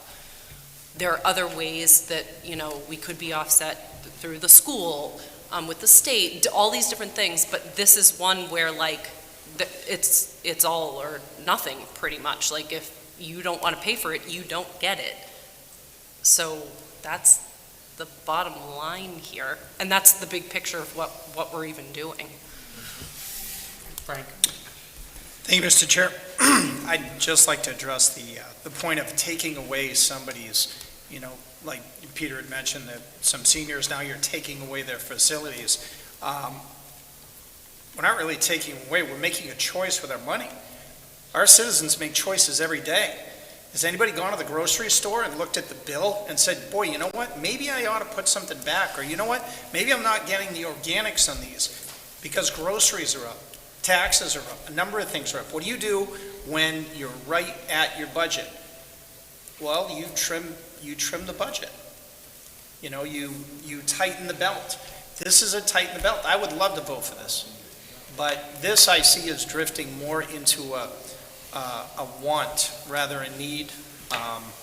And I'll tell you, I haven't had any any of the senior citizens in town come up to me and say, listen, whatever you're gonna do, get the funding for that pool. But I've had a lot of them come up to me and say, what the heck is going on with our taxes? I mean, we heard it tonight, 7 years. Taxes have just about doubled. I hear that all the time. So this is a choice. That's all it is. You know, we have our choice with our money. We have our choice with what we do with it, who we donate it to. That's all this is. And it's been told to me very clearly by my friends and constituents that the staying lean needs to be a priority. That's it. Olivia? I like the pool, but there's also, it's for swimming, okay? I know it serves a community purpose. I know that it's free. I know that community members can go to it, but they can also go to Glen Lake. They can also go to Mountain Base Pond. No, there's not the lifeguards. No, there's not some of the parking availability, but those are things we could work with, of spaces that we already have that already are also free to residents. Thank you. Melanie, sorry. No, That's I just have one more. That's it. Go ahead. No, go ahead, Melanie. Well, thank you. Melanie had her hand up before Olivia, I forgot. Oh, sorry. It's okay. And I have you guys know it, I wear my heart on my sleeve when it comes to things that have to do with services. But the majority of the people who use the pool, especially during that condensed period of time over the summer months, they're children, and they're children in our community. And most of those children are in the community and taking advantage of that because they aren't going out and doing other things like private camps and opportunities for the summer. And again, we have a big elderly population that does utilize the pool during the summer as well. So I'm looking at the communities that would be most affected by this, and it concerns me. With that said, it is a big expense. I will be voting to recommend it, but the design phase, but I will be interested and want to listen to individuals and whether they vote for it or not at the poll. Thank you. Can I do one more quick thing? Go ahead, Peter. Okay. Well, if this goes forward, right, I could pretty much say that's going to say, not recommended by the Budget Committee, but recommended by the Select Board. Right? So we can go that route, and I wouldn't have a problem with it, but it'll be the Budget Committee that's saying no. And when we go to deliberative session, that's what it'll say also. So we can fight with it. We can, not fight with it, we can discuss it again there with people from the public that want to come and talk about it. So the motion's on the floor. We talked about it enough. Can we move on? Well, you have, so I'm going to let everybody else, but I'm going to keep going. I know you want to. How many times? This is Go my ahead. last one, I Yep. promise. So I don't think it's neither here nor there how the select board votes. We're separate bodies. And people can look to the select board, they can look to budget, they can look to both and kind of weigh that in their mind. Personally, and I think as a committee, we should remember that if someone at deliberative stands up and says, why did this pool not get recommended? I don't understand. I want to be able to look them in the eye and say, look, none of us want to cut something like a pool, which only brings joy and is for everyone, right? But when it comes down to it, we keep hearing lower taxes. I will confidently be able to say to someone, this is the attempt to do that for you. And it's the bigger picture, the pool versus really lowering. Thank you. No. But yeah, I just want to confidently, I want each of us, no matter, to confidently be able to look someone in the eye and say, this is what I'm trying to do for you. All right, I think we've exhausted all this. Is there anybody that hasn't spoken that wishes to speak? I'm just kidding. All right, so the motion on the floor is to recommend the Barnard Park's pool design. Article 19, motion by Peter, second by Sam. I think I seconded it. All right, I forgot. It's been like a day ago. I know. That was in the Okay. 70s. So if you're in favor of Peter's motion to recommend, please raise your hand now. Okay, 2 in the affirmative, Peter and Melanie. If you are opposed to Peter's motion, please raise your hand.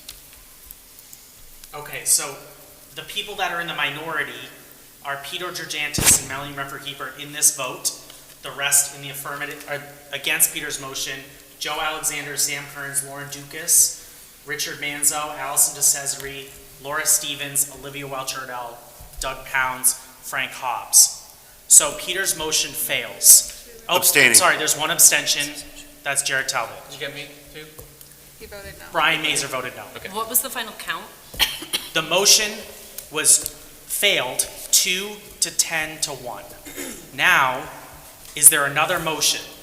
Richard Manzo. Yes, I would like to make a motion to not recommend the article, which number are we on? 19, in the amount of $340,000. Second. Okay, so there's a motion by Richard Manzo not to recommend the $340,000, Article 19, second by Lauren Dukas. Is there any more discussion? No. Okay, so seeing none, all those in favor of not recommending Article 19, please raise your hand now. All those opposed? Melanie Renfrew-Heber, Peter Georgantis are opposed. Abstentions? Jared Talbot abstains. So the motion to not recommend passes 10 to 2 to 1. All right. I did that right, Daniel? Yes. Look at me. All right. Article 20, Crispin's House. Is there a motion? We'll make a motion and recommend to raise the appropriate $20,000 for the Goffstown nonprofit Crispin's House Coalition for Youth. I'll second it. All right, go ahead, Peter.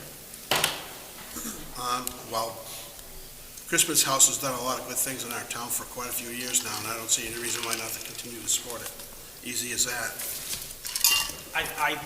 I agree. I think youth mental health and suicide You raise awareness your hand, prevention we is know. something that is really important to me and something I've been working on at the state level, but I think you gotta put your money where your mouth is and say that this is an important priority for town, so I'm happy to support it. Frank? Thank you, Mr. Chair. I've got a great deal of respect for the work that Crispin's House does. They do a lot of great things for a lot of people that are having a hard time. We are all free residents. We can donate our money to whatever charity we want. We can write a check, we can put in energy and effort, but I will not force my other residents to donate to a charity. I think this is an overreach, and I will be voting no on this on principle. I have donated to Crispin's House. My family has. We have, contributed time over the years. But I don't think it is the government's responsibility to mandate that we put money towards a charity. Thanks. We also have lines in the budget, Frank, just to push back. We have lines in the budget that help when somebody is struggling to pay their energy bill, to pay their mortgage. I think there's other parts. So if you want to go that route, we can go in and explore every single one of those lines and cut all of these welfare lines, because I'm okay doing that. But I think that $20,000, like we just debated $340,000. I mean, we cut only $100,000 out of a $26 million budget. And to me, like, what is this saying? I don't know. I feel like maybe I'm speaking like Melanie, but I'm wearing my heart on my sleeve. Yeah. No, I would just say you just made two arguments. One is the amount, and the amount is so small it's not a big deal. Well, I would say this isn't ours to give. This is taxpayer money. And second of all, welfare is very different than donating to a Section 501c3. That's where I draw the difference. This is not ours to give. That's it. Okay. Who hasn't spoken? Olivia and then Brian. I think this proactively helps a lot of youth in our community. I think it brings together the school with the police department, and I think it also removes a burden from the SAU, rather than having to commit money to crisis kids. Okay. Brian? Thank you, Mr. Chair. I'm struggling with this one as well. I'm with Frank on this. It's a nonprofit, it's a charitable organization, and I think the precedent has been set where us as a community is putting Crispin House over other nonprofits, and we're using public monies to do so. And I think it's an inappropriate way of doing that. So I would not be voting for this because it gets a prickly issue. They do a lot of good things in the town and great service, but allocating funds for charity, a nonprofit, is not, I think it's a bad precedent.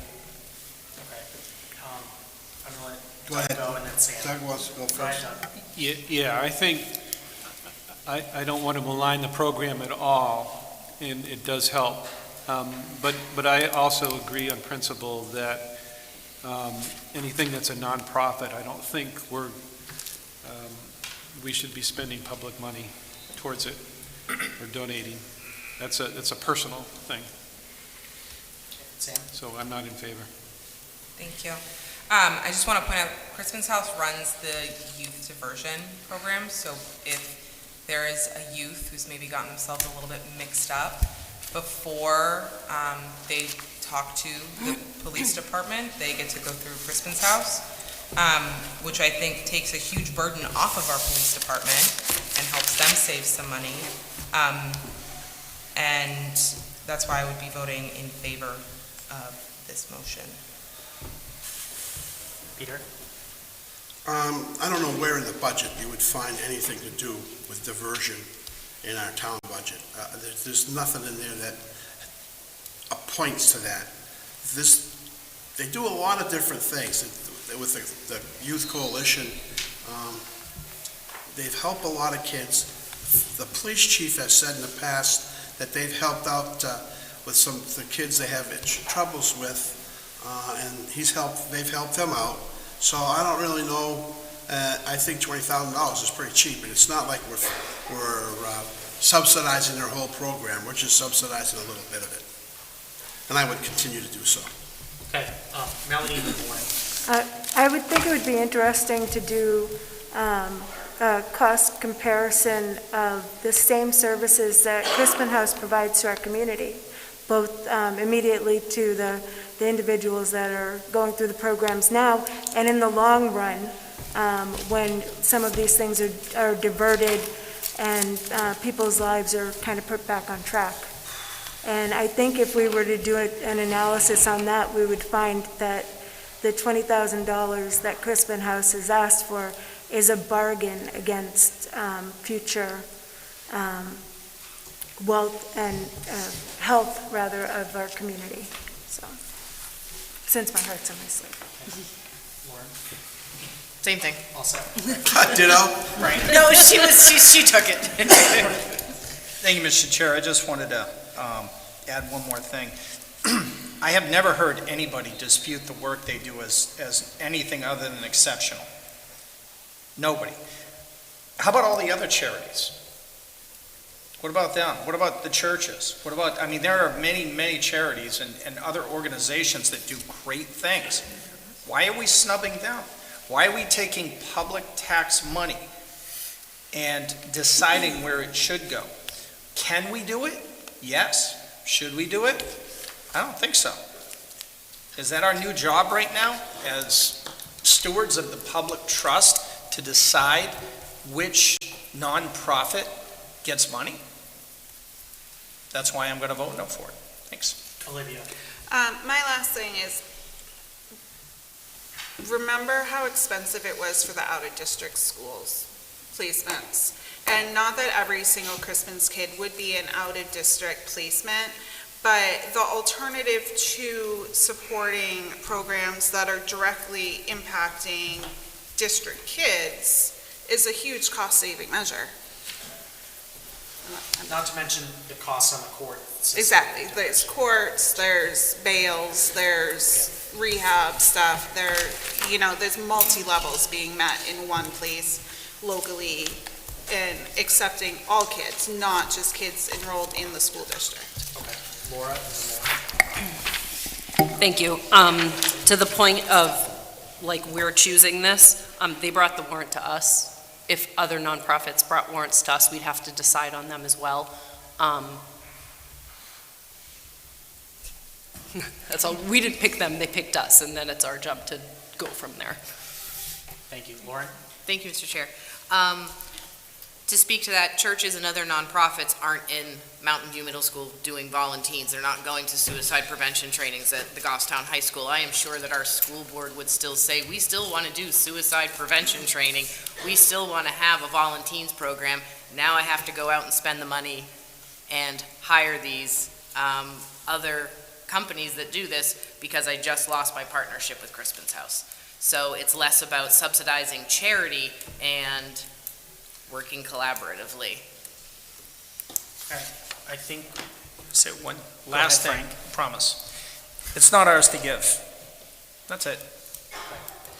All right, at this point, I'm going to call all those in favor of Peter's motion to recommend Crispin's House in the amount of $20,000, please raise your hand now. All those, oh, hold on, I'm sorry. 1, 2, 3, 4, 5, 6, 7, 8. All those opposed? Frank Hobbs, Doug Pounds, and Brian Mazer oppose. Abstentions? Jared abstains. I didn't do anything. You didn't, Laura, you have to vote. Apologize. I know I have to vote.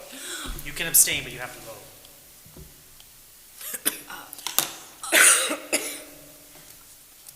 Oh my God, stop looking. Laura, just abstain. I'm going to abstain. Thank you Okay, for so not looking. the motion carries 8 to 3 to 2. All right, so the last article is Article 21, the Goffstown Main Street Program, raise an appropriate amount of $4,000.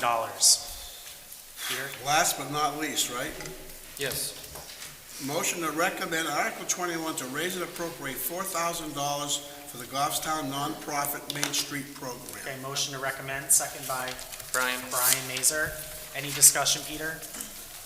Well, the money is devoted or appointed for police and traffic on the Main Street during Pumpkin Regatta, and I think this year showed that when they closed Main Street, it really made the event a lot nicer, a lot safer. So I'm urging this committee to vote to approve this. I think I saw the police chief like directing traffic during the regatta. I remember that. All right.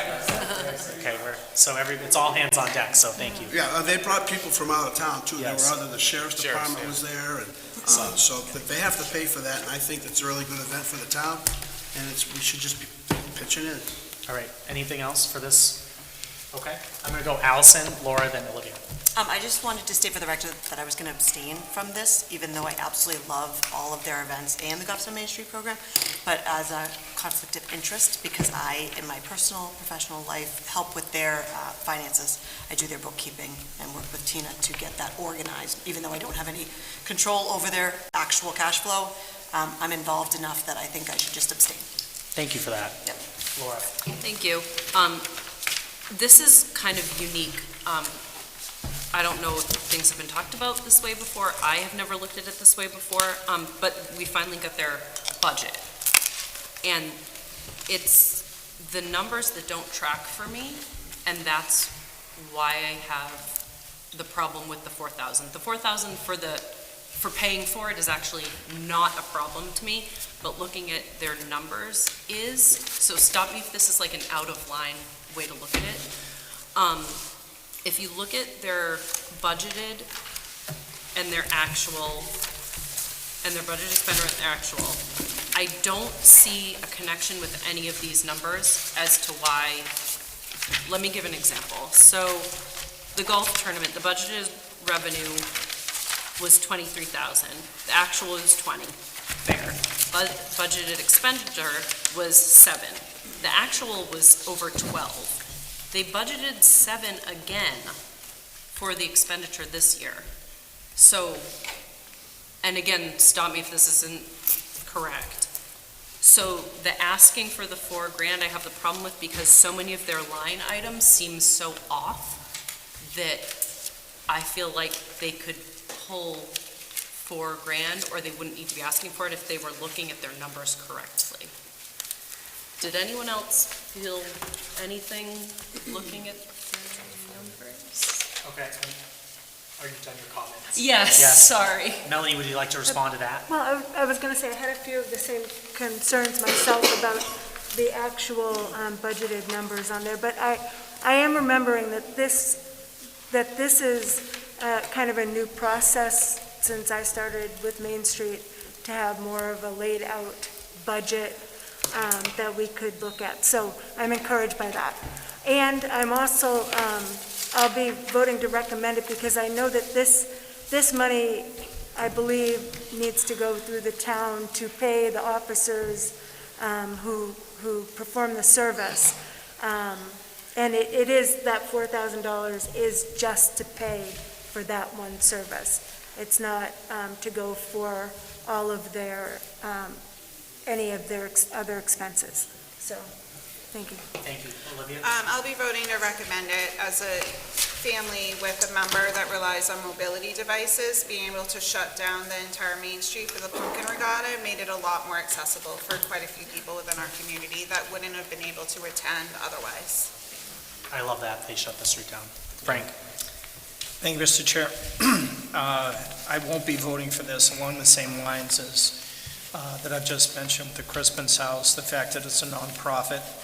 I have constituents that are in Penardville that say, hey, listen, I love the fact of the Main Street program, and I do too.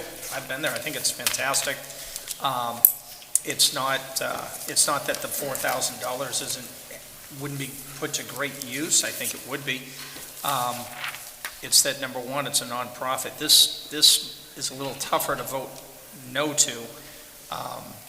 But then there's, there are many businesses that are in Penardville that are saying, hey, listen, this helps out a lot of people in the village, but it doesn't really do anything for me. So in essence, what you're doing is you're taking money from every taxpayer, albeit a dime or a nickel, and it's benefiting a few.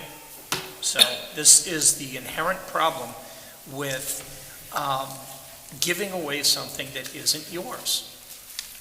And that's why I'm going to vote no. Thanks. Okay. Other comments on this? Doug?